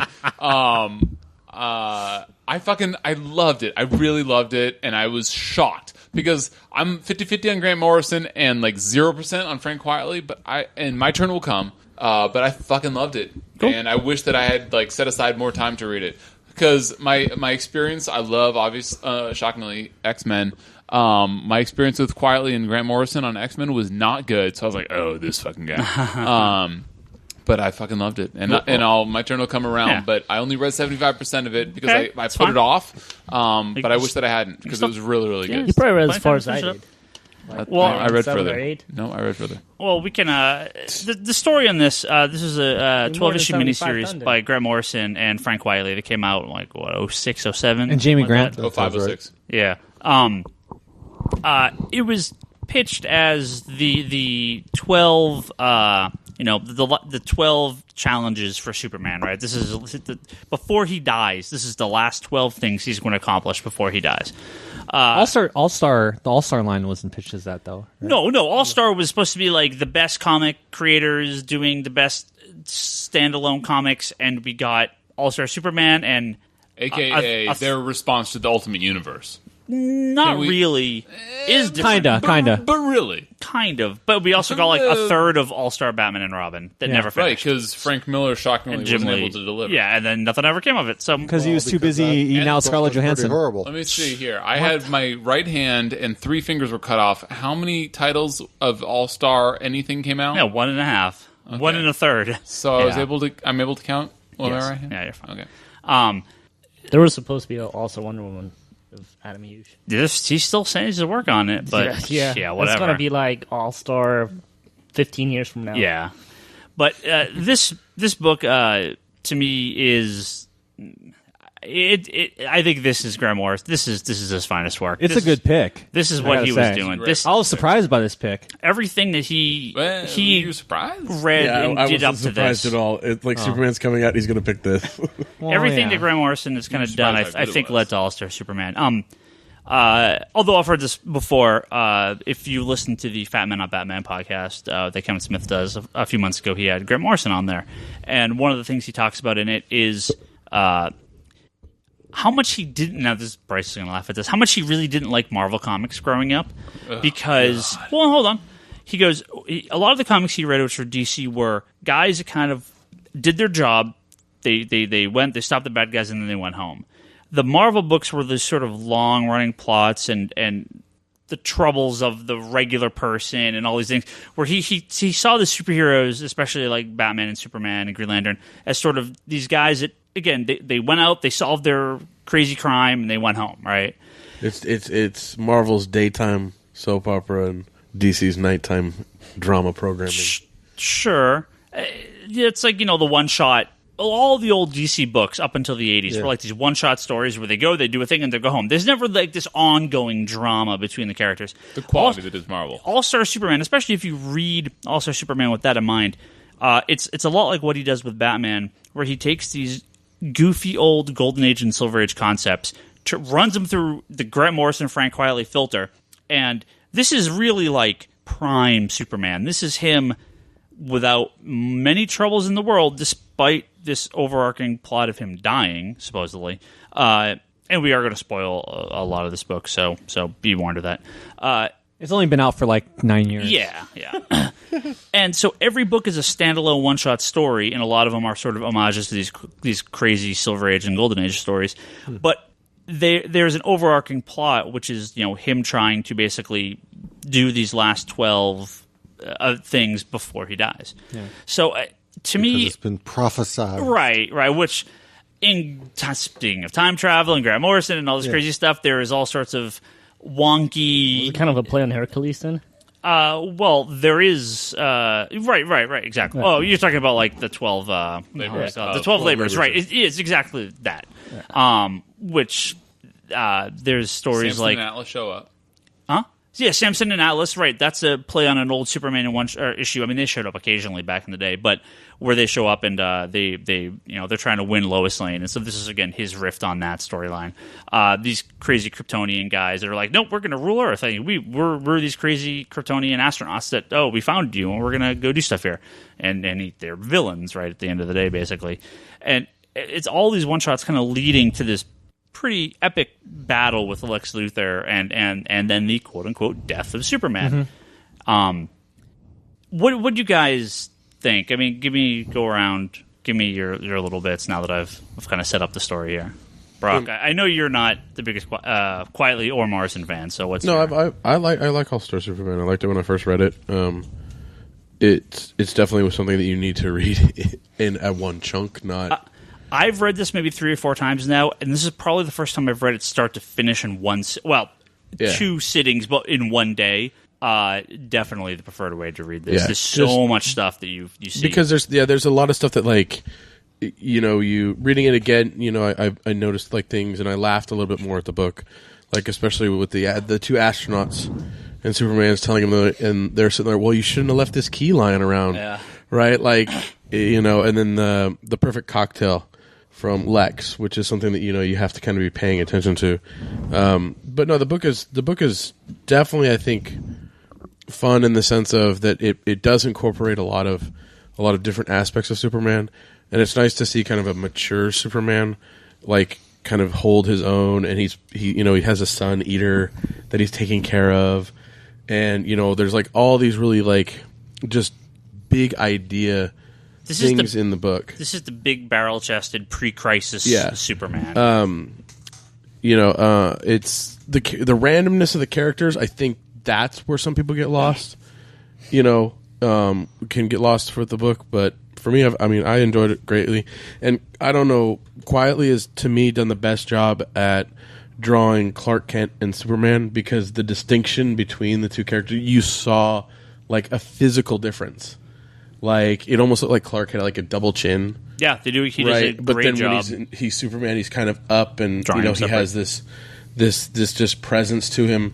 And I was going back when I was reading it, I would flip back and be like, okay, that's what Clark looks like, and then I'd flip this. I'm like, Quietly does an amazing job with that transformation. So when anyone comes up with that stupid argue of, oh, I take my glasses off, I'm Clark Kent, it's like it's more than just. It's kind glasses. of slouchy too. Yeah, it's the like slouchiness. Yeah. It's the Clark is awkward, and the awkwardness is just how he carries himself. They did a really good job with that. I mean, I've seen was it Quitely? How do you say it? Quietly. Yeah. Well, I saw his sketchbook, and he actually had a whole bunch of sketches just on that. Now, I have to say, even as a Nan fan, I was like, that was pretty darn cool, and it was pretty sweet seeing that transformation.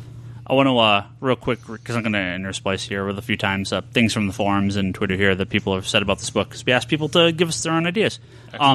Josh Redding, who, if I'm not mistaken, was one of the guys that actually originally suggested this. Yeah, he's one of the guys, he actually touches exactly on he seems to not like it, but it exactly touches on my point of what I was saying with this sort of just Superman doing his job. He says, I think the real star, pun intended, of the book is Jamie Grant, the colorist, which Omar, I think exactly what Omar says. Yeah, you agree with. The vibrancy colors in this book are nothing short of astounding. From the first scene with Superman on the surface of the sun, and I should say that the first opening page is fucking one beautiful. of the best pages in comic history. Incredible. Just 4 very simple panels, 4 captions, everything. The origin of Superman in its essence. Wish that had been in the movie. Sorry, go ahead. From the first scene with Superman on the surface of the sun to the dampening mute tones of Bizarro World, Jimmy Grant knocks it out of the park. The next triumph of the book is Lex Luthor. Never has Lex seemed so arrogant, so in control, so full of himself than in this book. Now, this is where it gets interesting. Now, let's talk Superman himself. While I enjoyed his characterization immensely, one thing I never got out of this book was any sense of urgency. Superman takes his good sweet time with pretty much everything. And that's exactly what I was saying. It's funny that he even mentioned that this is done in a very old school style of, hey, I'm Superman. I don't have to worry about these guys. I'm just doing my thing, and then I'm going to go home. And that's make from a professional critic, or that's from Josh? This is from Josh, right? This is what he says. Yeah. You love that guy, don't you? Well done, sir. Well, good. That was incredible, Josh. Criticism. And Frank Quitely puts in the best work as Kieran and actually gives us characters that are attractive, which I always argue that people are like, Frank Quitely is disgusting-looking characters. Oh, I agree that they are disgusting. It goes both ways. People that have read We Three, argue that they're good-looking characters. Yeah, he's made some ugly-ass dogs and cats. Oh, he made some ugly-ass characters, but he can draw. I would argue that Lois. I would argue that he draws some sexy girls in this book. There's a few of them. I like him. I like him a little badonkadonk. Not even that. No, he. Yeah, with sagging collagen, dude. You're fucking incorrect in my opinion. Dude, reread that issue with Lois running around the Fortress of Solitude like in her dress. Oh, when she had that little shower scene. All right, let me just tell you. That's as sexy as you're ever going to see Lois. I think. I tell you what, that's the sexiest I'm ever going to see Lois drawn by Frank Quitely. So come on. Look, the sexiest that he ever drew. Reminded me of Michael Turner for some weird reason because there couldn't be more different. But like some of those panels, I was like, holy shit, did they like borrow Michael Turner for a second? And I mean, I could even show you which panels I'm talking about. But yeah, man, fucking Frank Quitely does not draw a sexy female form or a sexy male form, in my opinion.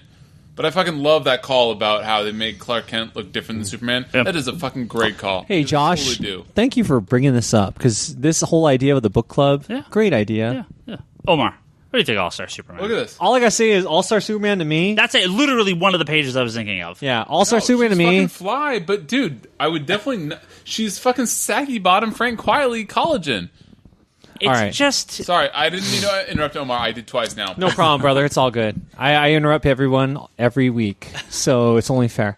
For me, like, I'm one of those guys. I try to do comics on a budget because obviously I have other collectibles that I really care about, like plastic, my toys, beer, my beer. Yeah, I love my beer. Love my Pliny. Toys. I love don't do too much sex toys, but I love my HeroClix. Speaking of which, you brought up Bryce. A lot of HeroClix influenced on the set, the Superman set. HeroClix listeners, yeah, I didn't realize because I started reading this as I said on Saturday. Yeah. How much of the Superman set was from All-Star Superman? Yeah, Project. I had no everything. idea. Omar dude. was. I was telling him earlier, and he was like, "Yeah." The only thing we were missing was, I think, is there a Leo Quintum figure? No, there isn't. But we should have had a Jimmy Olsen because Jimmy Olsen. Oh, can I also say flashback to transvestite Jimmy Olsen? Yes, one of the best scenes in that book. Pretty awesome, right?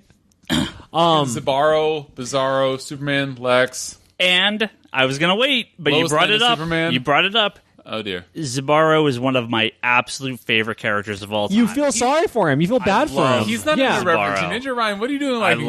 I know. He's very irreverent. Wow, he is irreverent. He is irreverent, but teenager. Zabaro, for those who haven't read the book, is the Bizarro. Yeah. And he is the most intelligent, normal Bizarro. Total hipster. Total hipster. Total hipster. Of course, Ryan loves him. Ryan loves him because Ryan feels he's in less than half of one. He feels like I'm stuck he on understands him. Like he's amazing. Like Ryan is Zimbaro. Backcow and Zimbaro need a team up book. I'm gonna fucking write that. Okay, back to me.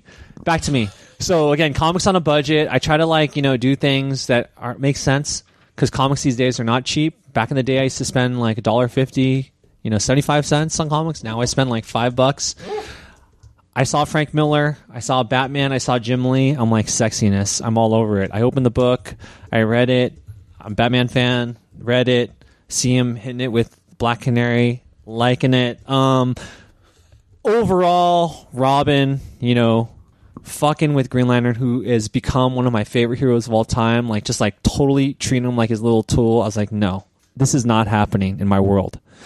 And then some of my friends said, listen, the book you should have read, All-Star Superman, not Batman. I was like, okay, fine, Ryan, I'll go back and read it. So I went back in the shop. I got issues 1 through 5 because I didn't believe him because I'm not a Superman fan, secondly. And because Morrison, for me, was like, yeah, sure, I read that We 3 book, is all right. Yeah, cats and dogs fighting and, trying to make this moral story about bullshit. Man, I was fucking hooked. I could not put that book down.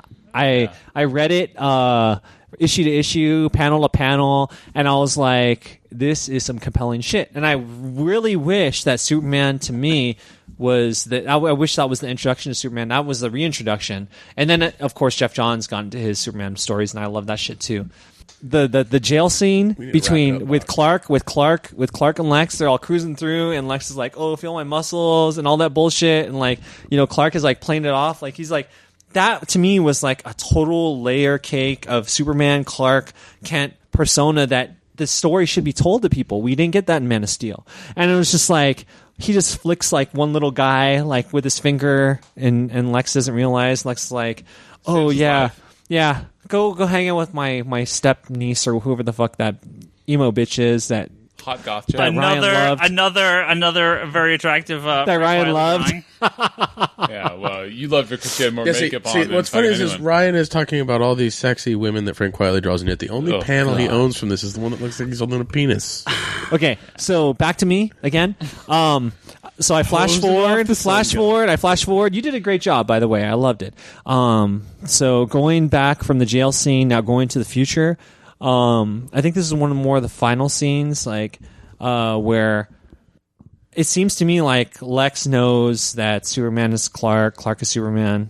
I don't know if it's never said. It's like kind of like read in between the lines or whatever, but like Soups is like he's so empathetic with Lex. He's like, "You're my friend, we have history." He's like, "Oh, if you wanted to save the world, you could have done it many times ago," or whatever. And like it tells the story of like the tragic story like that we've there's only 5 original stories or some bullshit like that from whatever Rome English teachers. Yeah. And it's like that shit was like just so good to me, and I was like, damn, I'm loving me some All-Star and Superman. I was like, I bought the figures, bought the hero clicks. I didn't go the absolute like this fool crossed me Charlie did, like, because that shit's expensive. I'm sorry, I'm not $100. That's like a hotel room. God damn. Remember, comic books a on a good budget. Hey, you opened up with comic books on a budget. I got a Twitter here from Kevin Nguyen on Twitter, who I've heard this before. What's up, Kevin? He's the one that posted this, so I'll read his. He says, "What about the theory that Leo Quintum is actually Lex Luthor?" That's a cool idea. I've read a little bit about this. It doesn't seem to. I could see it being possible. Now, Leo Quintum is the guy that runs Project Pegasus. Fuck, is this something that was probably in the last 3 Isn't issues? it just Project? It's just Project, right? Yeah, and we are to believe is birthing Superman 2, right? I mean, the end of the book is there is a big chamber, A Superman door now, similar to how they had the Doomsday door. with 2 on it. That he is like a reformed Lex Luthor, basically from the future, and there is various hints that some of them I think actually work. Some of them I think are a little bit of a stretch. The thing he linked to it has a couple things here. It says, General Lane at one point says, "Oh, Lex, are you talking to yourself again?" As he's talking to through the voice of the guy that blows up the ship, right? Yeah. But could he possibly be talking to like a future version of himself? I'm trying to escape from a doomed world. It's called the past, and that's a line that Superman says to Superman, or the Quintum says to Superman at one point. There was a little bit of this in here where I could be like, yeah, I could see this. What's his full name? Leo Quintum, which again, Grant Morrison in his cues. He loves Quentin Quire. Quentin Quire. Quentin Quire, Irreverent Teenager. Irreverent Teenagers, fucking Ryan loves One of my him. favorites. Although Quentin Quire is a fucking great character. Yeah, he is. He's great. He's fantastic. Oh, one more thing before I end and pass the mic. Oh, shit. One more thing before I end and pass the mic. Fucking loved Jimmy. pass mics. Jimmy's the best in this book. Jimmy was given so much love. Yeah. I think every main character of Superman was given a all lot of of them. love. All of them. Minus even Perry. Even Perry. Perry's Some got moments. some. He has some Yeah, good yeah, moments. yeah. But Jimmy, Perry's got big balls in this book. Jimmy helped Superman, and he used the Doomsday. the Doomsday fucking shit. And he became Doomsday, and he saved his buddy. Well, if you read in that the was back, awesome. there's kind of a little talk with Graham Morrison in the back of the book and the most recent trade paperback collection, and he actually says Jimmy's always played off as kind of this fool or this idiot that Superman always has to save. He's like, that's not how I see Jimmy. Yeah. He's like the man of action, Jack Kirby, man of action, Jimmy that's gonna go out there and get in all this trouble and do all this stuff, and he's balls to the wall crazy, Yeah. and he's like, I'm fucking Superman's best friend. I can do whatever. straight I up. want. He goes through like the flavor of the week stuff. Like he'll dress as a woman and be a woman for a day just to report about it. That's what those old Superman or Jimmy Olsen books were about. He'll go and he'll go go undercover in the crime business just to see what it's like in the crime business. Dude, just to write that's a brave shit to wear the Superman watch that can alert him and fucking come up like instantly. Dude, that's balls to the walls in my book. All right, Toby, we're going to jump to Bryce, but he stepped out for a minute. I don't think you got a chance to finish this, and I know this is not your style of book. So what do you think? I'm actually really curious. Well, I watched the cartoon first, like a long time ago. Yeah. And Can I talk about that real quick? Did you like the cartoon? Did you like Yes. the animated well, movie? let me start there. Okay. Let me finish. Let's let him start. Let's let him start Let and me finish. So I actually went to Charlie's place, and I never liked the art on Quietly. Quietly. Although I always call He's it Scottish. Quietly. He likes to drink some anyways, Guinness. When this first came out, I like I said, I really liked the whole Clark Kent Superman thing just because I saw the sketches on it. But when I flipped through the book, it was just not my thing. I just didn't like it. It wasn't for me. I never read it. And then years later, I was at Charlie's house, and he bought All-Star Superman, the cartoon, and I was not going to buy it just because it wasn't my thing. And we watched it, and I was like, holy fucking shit, this is awesome. Like, it made me want to read the book at that point. I was like, really like, floored. I was like, I really like the story. I really like the idea behind all of this. But I never read it till yesterday. And yesterday I read through like issue 6, and then I read another 2 issues in the car right before here. So I got through like issue 8, so I'm about 4 off. And I don't really care for this, but I'm not emotionally invested for some reason. I feel like this is a Terry Gilliam movie where there's a whole lot of shit going on screen, and it's throwing me off, like kind of like what Brock was mentioning earlier. I don't like the 2 big guys as Atlas and Samson. But that was like to contrast to show like people with powers that can be like total douchebags, and Superman's not. I didn't care for it. I agree. I didn't like their. But their stories in the animated movie almost verbatim. Yeah, I didn't like him in the animated movie either. Actually, that's like the one thing I didn't like in the animated movie. I love Lex Luthor's dialogue in this. I love the jail interview stuff. That was great. But I feel like the issues, and you were saying they're individual stories, so that makes a little more sense because I was reading it, I was thinking it's one thing. I'm like, this is so disjointed. Very serialized, yeah. It didn't make any sense to me. I was like, but there is ongoing. Yeah, there's the elements, ongoing and thing, but it's not very strong in the beginning at all, and it threw me off too because I'm reading all these issues. I'm like, I don't see the connection. Why is this going like this? And like I said, I think there's a lot of. Not to take Morrison out of his writing because he writes some crazy scientific shit. And reading into it is like, blood, this is genius shit. But for a guy that, reads it, and I'm like, where is this going, man? He's kind of losing me after, like, some crazy scientific stuff. So, like I said, I respect his writing. Obviously it's not a bad read because I read it. Almost finished. I'll finish it tonight probably. It wasn't for me. I'm sorry. I felt it too disjointed. The stuff that made it in the cartoon is actually the stuff I like the best in the book. I like, the interview. I like the end fight. I like all the Lex Luthor stuff. I thought it was all brilliant. Now that you mentioned the theory about, Leo being the reformed Luthor, now that interests me. See, now if we had like a All-Star Superman 2, then I'd be on board. If that's really the case, I'm like, that's like total mindfuck. It's like, oh, blah, blah, blah, blah. Oh, by the way, he's, Lex Luthor. That would be really cool for me. But as it stands right now, no. I'm actually really happy he never bought the Absolute because when Charlie buys an Absolute, I really feel like I gotta, catch up to him and buy it too. But luckily I did not. And no, I want to actually talk about the animated movie real quick, only because I didn't dislike the animated movie, but it does not work for me at all. Because, see, I'm the opposite. It totally worked for me. And I'm not really caring for the book. It was enough story. It's missing 2/3 of the story. Yeah, of course. And I think that's the problem, is that All-Star Superman, there are elements in every issue that feed into the very end. And while they're very standalone issues, they all lead into the events that happen at the end. Totally agree with you. And I feel the movie, if you've never read the comic, the movie probably works fine.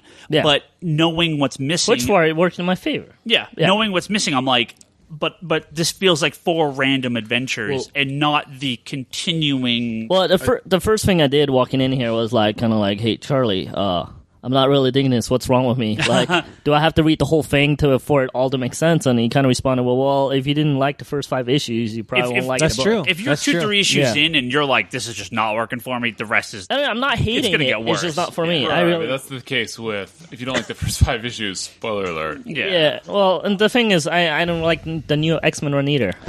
You brought up animation. I want to bring up also another animation that was influenced by works from Quietly and Morrison was Earth 2 or Crisis on Infinite Earths. My favorite animation to this day. I felt that worked. Crisis on Two Worlds. Whatever it's called. Yeah. That shit to me was still the best like animation. And it is definitely influenced by Earth 2. The Superman. See, I'm opposite on that one. I'm like backwards. I don't like the animation, but I like the book. But. Well, I think that also Superman, like you said, each issue is very isolated on its own, and it builds on itself. Well, but maybe if someone told me that ahead of time, maybe I would have accepted it more. Towards the end, they start to blend together a little bit more. Yeah. And so, especially with Luther and everything. I think it's like the last 2 or 3 issues are pretty much like one story. Yeah, we should go to Bryce and Charlie still. Yeah. I mean, and that's what I was asking about. If I haven't made it there yet, but like I said, I mean, I actually really enjoy the overall story, like a lot. I just feel like it's like a Terry Gilliam movie where there's a lot of shit on screen that, to me, doesn't have to be there. And just for me, I mean, it didn't have to be there, but I don't know, just me. Real quick, I can read. This is from Comic Conspiracy regular Anani Mouse on Facebook. I don't know if. What up? He doesn't. What's up, Trevor? Okay, well, Trevor, sorry we're calling you out here. I don't know if you don't use your real name on Facebook or whatever, but what's happening? There's a lot of Trevors out there. It's fine. Because we know you, Trev. He has a couple things here, but I'll read one of his sort of middle thing here. He says, I'm reading this at a much slower pace than I do for most comics, as I'm making a concerted effort to be observant. In doing so, I'm catching some of the more subtle details that are woven throughout the sequential art. For instance, on the second story, Lois changes into an evening dress after she showers. The dress, as worn after she showers, appears to be a tad too long. This is because it's designed to be accompanied by high-heeled shoes, and Lois is walking barefoot. In the third issue, Samson whips out a future issue of the Daily Planet, which proclaims in big bold letters, "Superman dead." In that panel, the newspaper's bottom corner is drawn curling upwards, revealing the partial ad below it. At the end of the story, the reader sees an ad in its entirety, which reads, "Surrender to the new Luxus Samaritan," which is the answer to the Ultra Sphinx's riddle. Trust me, this makes a lot more sense if you've actually read the book. Superman has to answer a riddle, and the answer to the riddle is in this with Samson ad. and that fool. Yeah, it's a very strange set of panels. Looking carefully at Superman's eye on the bottom panel of the page where Samson first whips out the newspaper, Superman's eye appears clouded over. That's because he's using his X-ray vision to scan the entire paper, but the reader has lured into thinking he's fixating on the headline. As a reader, I may not always catch the subtle details, but when I do, I feel rewarded. And that's actually I did not see that X-ray vision thing. So Nor did I. That's a good point. If Good catch, Trevor. There's a lot of detail and no doubt about it. I actually do enjoy. I mean, for as much as I don't like his art, I did look at the pages quite a bit, and it took me a while to read it just because I would look at all the little things too. Yeah, that hose still looks like a penis, though. I mean, I'm sorry. Just sorry. Clearing out the Sun Eater's cage, hosing it down. Bryce, welcome back. Let's see. So you haven't finished it yet, but do you want to finish it? You're going to finish I'm absolutely going to finish it. So Omar was such a gentleman, let me borrow his issues just because little baby house hunting combined to less budget than I would like. It's all good. I loved it. And so I did not. So my first experience with Morrison and Quietly was when he quote unquote ruined my prestigious 90s X-Men run with his interrupting. You mean the best Marvel comic ever published. Okay, go ahead. So yeah, no, I mean, I did not like New X-Men when it came out. I think most of that, looking back on it, was just my sort of rebelling in my own head against, this isn't what X-Men is supposed to be. How could it possibly be like this? But isn't that exactly what the X-Men is supposed to be? Okay. What it's supposed to be? That's a different fucking talk track. Anyway, I did not like Quietly after that. And Morrison, I've always been 50-50 on. That I was like, okay, when I go back and look at that or read that, I think a lot more about, wow, actually, this is pretty fucking good. Like, There was a lot of shitty fill-in art in his run. So you're right about fill in that. art? I'm talking about the writing. Okay, but I'm saying like My favorite some issue of the Morrison X-Men run was the one that Mark Silvestri did. Wow. Just because the future stuff. Yeah. Fucking Phoenix. love Silvestri, his art more than Quietly's. 50-50 on Morrison, 0% on Quietly. But dude, I'm telling you, I was reading this fucking these books that Omar lent me, and I was loving it. I mean, even Lois Lane, I have to say that she was looking kind of good in some of these issues, which I would never in a million years have guessed Quietly could draw an attractive woman, an attractive person. Just because they're all saggy and filled with collagen. That's what Lois is. Lois smokes cigarettes and her teeth's yellow, just like that chick that. Hey, original you chick, smoke whatever. cigarettes and your teeth yellow, that's fine. But Yeah. when you're dumpy all over, Jesus. that's your own bad. And that's just me being, I guess, whatever the fucking word is. Rob Liefeld lover? No, You like your women more boxy? no, that's not accurate. They at don't all. have Anyway, toes? Nope, also not accurate. Okay. More patches. Yeah, I need shoulder pads. Shoulder pads, bring it all together. No, fucking. straight. All right, can I just say, I was blown away. I was like, holy fuck! I actually like this art. Quietly, his attention to detail fucking killed me. It was amazing. When they're building the rocket for Superman to escape Bizarro World, like. The things at the end of the rocket, like there's an umbrella handle, there's like all this random shit, and it's so like so well drawn that it's like, holy shit, this is really good. And even though I hate his when Zibaro has like infinite cracks on his face, it's like, are those acne scars, are those wrinkles, are those attention to detail? What the fuck are you doing? But I have to say that his attention to detail was really fucking good. And when Superman's in Lex Luthor's prison cell, like Brock said earlier, and Omar and I were talking about earlier, the way that he draws Clark Kent as an oafish guy, but Superman as Superman.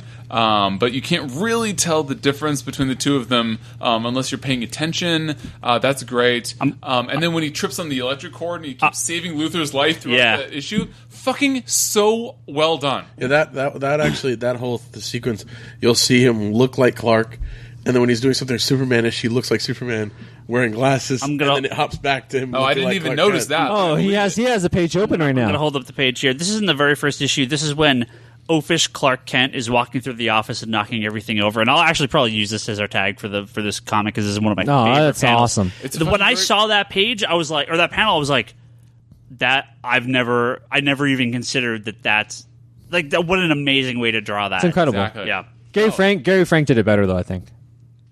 I disagree, but Gary Frank did a really good job with Superman Secret Origin. Yeah, he did.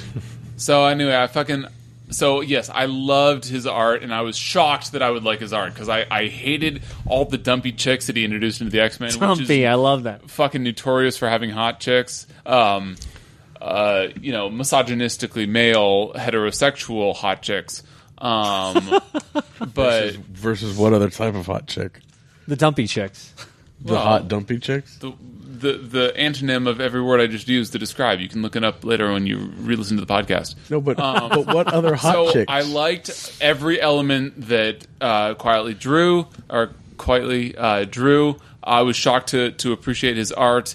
His attention to detail was awesome. Grant Morrison, one of the fucking things I wanted to make sure that I said was that I love, and I didn't know this at all about Grant Morrison. I don't know if this is just dedicated to this story arc, or if this is all Morrison and what makes him quote unquote good. And I'm still learning what makes any writer or artist good. This is sort of an ongoing experience of mine. But Grant Morrison's availability to sort of take 50% almost of what has already been done and was well done and build on that, and then 50% new shit.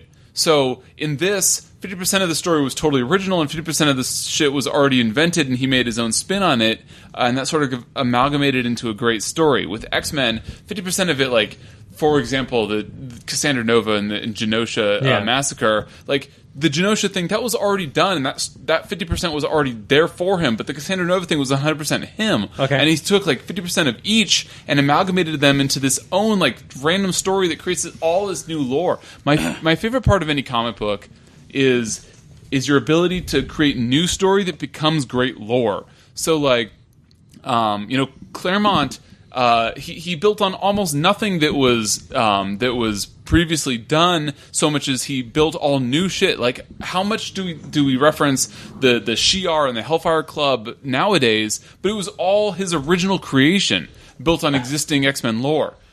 He had good weed. He had fucking good something. Sure, if it was weed, or if it was weed done.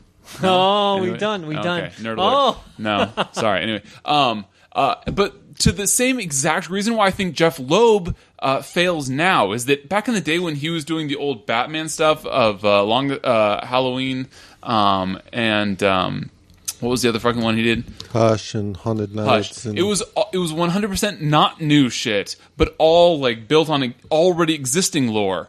So that was a great story on existing shit, and Claremont does great shit built on almost 100% new shit. Grant Morrison's sweet spot, in my opinion, for the X-Men arc and this current arc, was his ability to amalgamate the old stuff as well as the new stuff and make it his own new story that was very, very fun to follow. Sorry, I just read something, which means I think that nobody did Ryan just completely ignore you? No. Word I just said. No, I honestly, Bryce, I didn't. You lost me after I was listening, bro. 50%. I was just waiting for Charlie to pick up on that shit. You were like also Superman to me, man. After all those big words, man, you lost me halfway through. Sorry, I came back at the end though. So 50% and a 50%. Now I want to see what happens when Bryce goes back and rereads Morrison's X-Men after reading All-Star. No, I actually want to, and I have it bound, but I legitimately want to because I was like, holy shit, this was actually really fucking good. And although he introduced the most quote-unquote ugly, unquote, female personas to the X-Men universe in his run, I hated... pardon me? What was her name again? Angel. Do you remember Angel? Oh, God, I hated that character. Oh, and Beak? Yeah. Like, look, I like Beak. I'm a fan of a good-looking man, and Beak was not it. But Beak was like bird. I mean, that was on purpose. But I love Deathbird. She's a bird, motherfucker. Charlie, she didn't look like one. Charlie, do you have anything else you want to interject before I get started? No, all I was going to say was close it down, Charlie. Yeah, there was one story that I forgot that I wanted to talk about how much I loved in this book, and that was the Superman squad, the Superman from DC, the Superman from DC 1 Million, the Mixoplic Superman from the Fifth Dimension, and then Superman. The unknown Superman 2,500 years in the future. Like who showed up an issue or two previous in the future teleprompter. Right. Awesome. There's some connection which I totally didn't even catch till right now. The person that warns Superman about Solaris, which again from DC 1 Million, is actually, according to what I'm looking at here, the descendant of the girl he saves from committing suicide in that issue. That one random page, which I was like, huh. I never realized that. Oh, did you guys know that Superman saved more people in this than in Man of Steel? I'm going to end you. All right, go ahead, Charlie. That would not be difficult. Okay. He would just need to stop this is one of those books a million people from dying. Every issue of this, every read-through, you just catch more and more and more. No, I did not know that little factoid. That's pretty cool when you think about it now. Hit me, Charlie. So, for me, I guess just to give a little preface here to what I'm referring to. So growing up, all the random Superman stories and Super Friends and everything had that very sort of general random story, could be as off the wall as possible, but somehow it all kind of worked within that sort of Superman bow. And nowadays, if I try and go back and read some of the older issues, sometimes I find it hard to read. Sometimes some of them stand up better than others. But All-Star Superman in general for me is sort of a celebration of those kind of stories that I grew up reading in a much more readable fashion to sort of these days. Like, I have no problem whatsoever sitting down to just read All-Star Superman. I've done it a couple of times over the years now since it came out. And yeah, it's a wonderful absolute. It looks great. It totally what a is. surprise! What a surprise, Charlie. Yeah. So, but it's one of those things where I'm never 100% like you know what? I need to push All-Star Superman on you, because I kind of feel like if you have that preface where you grew up with this character, grew up with these kind of stories, and this sort of celebrates that in a modern way, it's kind of amazing. And it's kind of amazing the way that sort of carries everything. It's a nice sort of self-contained story. Yeah. I love it just as a general celebration piece for especially a lot of the older Jimmy Olsen stories and that kind of stuff. Yeah, I mean, there's so many references, like I said, to the old Silver Age books. Yeah. And especially Jimmy in this is not a Jimmy we've seen for a long time. Yeah. I Back when Jimmy could carry his own title and everything. I gotta add though, I mean, the reason why I maybe didn't like it, I wasn't as emotionally invested, because when I read that, I was at the Alan Moore story. I read that. That was it was like a backup story. Well, in Europe, they're all like little trades, and that was a backup story in the first Superman book I ever got. And that story alone was like a lasting impact to this day. The Whatever Happened to Superman? Oh, dude, that story was so... I mean, that story stayed with my mind so long for so many years that when I'm reading this, I'm like, why is there so much fluff? Why is this not going straight to the story? But Alan Moore just bit off Grant Morrison all his life. Don't you realize that? Yeah, whatever. No, Anyways. but I don't know. That is a feeling some people have. So kind of weird to sort of think about a lot of the older Superman comics when a comic could literally be about Titano and Yeah. for sure. Who doesn't love Titano? Oh, Titano's awesome, but I can't really see, like, if they introduced Titano nowadays, people would be like, "Oh my God, they jumped the shark." It's just the way it kind of is. You kind of have to accept at sort of that time period. This People would wonder if DC was bought by Sci-Fi. Well, I don't always love just constant retro when it comes to superhero stuff, contrary to I think popular belief. I actually do like it when these things move forward and they try something different. In DC in the New 52, they're like, we can just kind of keep doing the same thing over and over, or we could try something different. Well, no, it's honest. I mean, a lot of it's the same, but they're trying some new stuff. And Marvel has done it, obviously, in the past with new X-Men. And, so this is not, even with, I'm talking like all new X-Men, like, they will try different things if a book doesn't work. But this is one of those rare cases where it's both retro and moves it forward at the same time, which is really hard to do. Just by taking those older elements, but putting such a modern spin on them, and really making this the literal definition of a timeless story that can affect people who like all sorts of different books. Well, Is this the 50-50 that I was talking about that you fell asleep a little during? bit. I was looking up that Solaris thing. I think what Charlie City was saying. The sun god, the tyrant sun Solaris is awesome. a perfect example is the Atlas and Samson and Clark. In the old days, it was this campy story that was kind of like, it felt like it was more like a romance book instead of a Superman book, what it was we could consider campy. But what Morrison did was he took it and kind of made it new, made it fresh, and modernized it in a good way. Exactly. Even beyond that, one of my favorite things about this book, just because I love the prison stuff, I love all that, but I just remember getting a chuckle over and over reading in, I think it was the second issue, when Lois Lane kept coming back. Do you remember that time you pretended to be Clark Kent? Yeah. That's funny. That's funny. Because she just, like, her mind couldn't accept that even though he revealed himself in front of and at the end of the book, when he gets, when he stands up and he opens it up, everyone's like, "Where's Clark?" Yeah. Right? Because they can't believe that it's Superman. He's like, "Oh, I swapped places with him." Because he seemed different when he walked in, so they automatically assumed Superman was there pretending to be Clark The whole time. Yeah. And I kind of like that, like, from a modern day story kind of perspective, that kind of stuff wouldn't fly with me in general. But in the context of this book that's sort of celebrating the Superman of the past, when literally they could have an issue where Lois spends the entire issue trying to prove Clark is Superman, and that's the large part of what I liked about this one. She was like, well, what about that time Superman was your bodyguard and you were... And again, all references to real books, too. Yeah, exactly. And So.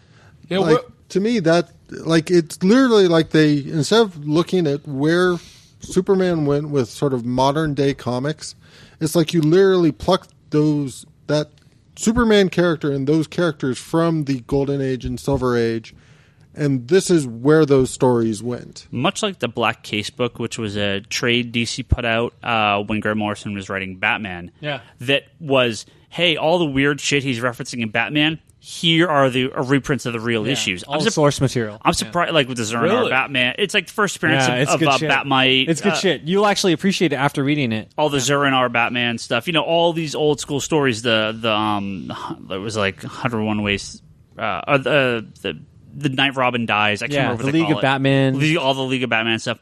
I'm surprised they didn't do one with All-Star Superman. It's the same thing. I mean, there's so many because references. Superman is not sexy like Batman. Honestly, Batman, if that was that, I probably would be a lot more interested in it. I know, I just be honest. I was like, without context, I'm like, what is this, So I would have been probably a lot more invested if I knew all about that. Yeah. Okay, well, this is a good cut. This is a good talk. And we're going to do it again. Well, I wanted to say quick that the little poll I took on the blog. Yeah.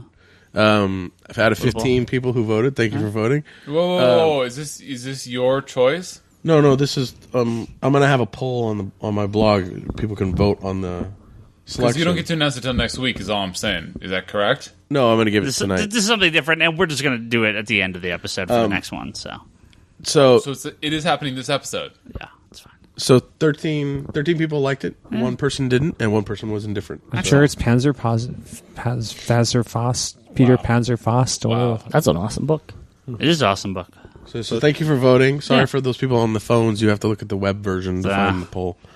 So, Brock, you are going to be picking our second one, which we'll discuss at the end of July. Yes. And what book are you choosing for us to read? The book I'm choosing is Clone. Wow, that's different. By David Scholner. Okay. No, you have to be able to say the name. Huh? Is it a book that everybody's accessible? The first trade's out. You're having a tough time with these. Yeah. The first trade just came out. Yeah, the first trade just came out. Image Comics. It's basically about a guy who finds out he's a clone. Orphan Black. They're trying to the agency that cloned him is trying to eradicate all the clones. Orphan Black. And so he has to survive. Orphan Black. But it's sort of chicks. Wait, so what's the rule on this? So am I able to do some obscure shit that no one can get?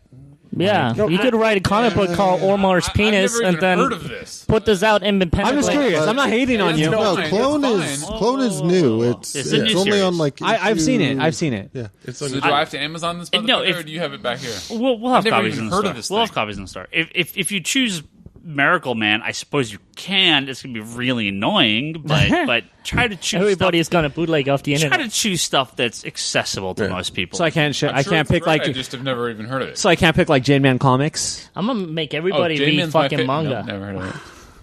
I would not totally be You against can't do I thought fucking it was manga. good. That's against the rules. No manga? Why not? No, the Why not? Manhua? No manga or manhua? When he established the rules, he said that it has to be a superhero or fantasy book. Did not say that. Dude, it's totally fantasy though. Hey, that just the main rule is you had to be able to get it easily, and Bryce. it has to be somewhat self-contained. Bryce, Yeah. I like manga.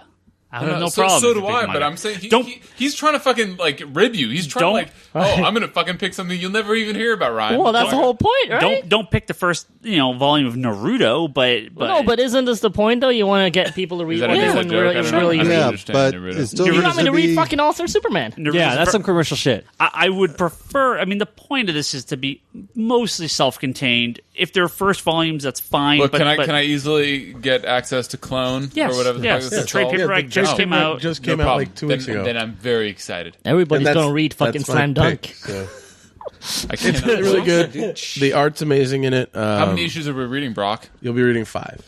5 issues. That's fine. It's one trade paperback. And the trade, I think, is Right? No, $12.99. that's something awesome. like That's that. fine. It's I think pretty it's cheap. $12.99 for the trade. Hey, I'm going to buy it right now if Ryan I'm going has it. straight to Barnes and Noble and I'm going to read it. And then I'm going to borrow Omar's. No, I'm not going to he's read reading it. it I'm at gonna read it Barnes and at Noble. Barnes and Noble and then put it back. It's an Image Shadowline book, so So good luck. Well, there you go. Well, that's Thanks for the pick, bro. yeah, we'll remind people Brock. as we go through the week, and we'll talk about it in a month's time. Well, thank you everyone for listening to this episode. And we've been running very, very, very long. God damn it. Yeah, It's thank fucking you. 9:06. 50% are over here. I missed dinner by 30 minutes. Hey, just because you all fell asleep during my 50% rant we're clocking like in a just 15-minute nap, man. we're Thanks. clocking in just shy of 2 hours for this podcast. Wow. No, you didn't let me fucking talk Man of Steel. That's the wholly reason why I came back. Well, you should have fucking showed up last week, bro. Fuck you. Why don't you say something right now? Point. No, we I'm got to not- wrap I'm up. not gonna- We're so Ryan is going to be so do it in late. 2 minutes. So late. Yeah, well, That's next what she week said. you can give us your Man of Steel thoughts. I'll always Next week, talk no about one's Man of gonna Steel care again. anymore. Sure, they will. Last week they didn't care, Toby. Yeah, they didn't No, care. I'll last week prove you either. wrong. I mean, it's only made $600 million. Yeah, of course, no one cares. Worldwide. Uh, Yeah, good I job think on you planned it so just making I come your back for marketing one more budget back, Man of Steel. Yeah, I got my passes from DC. No. Ryan is like, I got to touch the Superman 2 Yannicka suit. Patrick walked out of it like right before the end. He's like, I'm done. Thanks for hanging Walked out out. with me, Jeff Johns. yeah. Thank you, everyone, for listening to this episode of the podcast. Hope you enjoyed this extra long podcast, especially talking about Ultra Superman. And we'll be back in a month's time to talk about Clone. If you want to hear this episode again or any of our other episodes, you can go to comicsconspiracy.biz or geekbox.net. You can also check out episodes of the Geekbox, the Comedy Button, and Good Job Brain there as well, which I always forget to mention. Not that people don't know they exist. We're the low man on that totem pole, so you all know they exist. You can find us all on Twitter. I'm Ryan Higgins Ryan. Brock is Brock Sager. Omar is Comics in Decline. Bryce is Larsen Bryce. Toby is Toby It's XI. Larson B. Rice. Charlie's Insanity and Chaos. Brock got his blog over at conspiratobrock.com. Omar is at comicsanddecline.com. Charlie, Insanity and Chaos, has the Infinite Longbox podcast at infinitelongbox.com. Buy some digital comics from us, digital.comics. I think one day, Toby, he will say it like that. He will. I'm working on yeah. it. It's slowly putting in his head. Yeah. If you want to send us some emails, thecomicconspiracy at geekbox.net or on the contact form at geekbox.net. That's it, and we will catch everyone next week.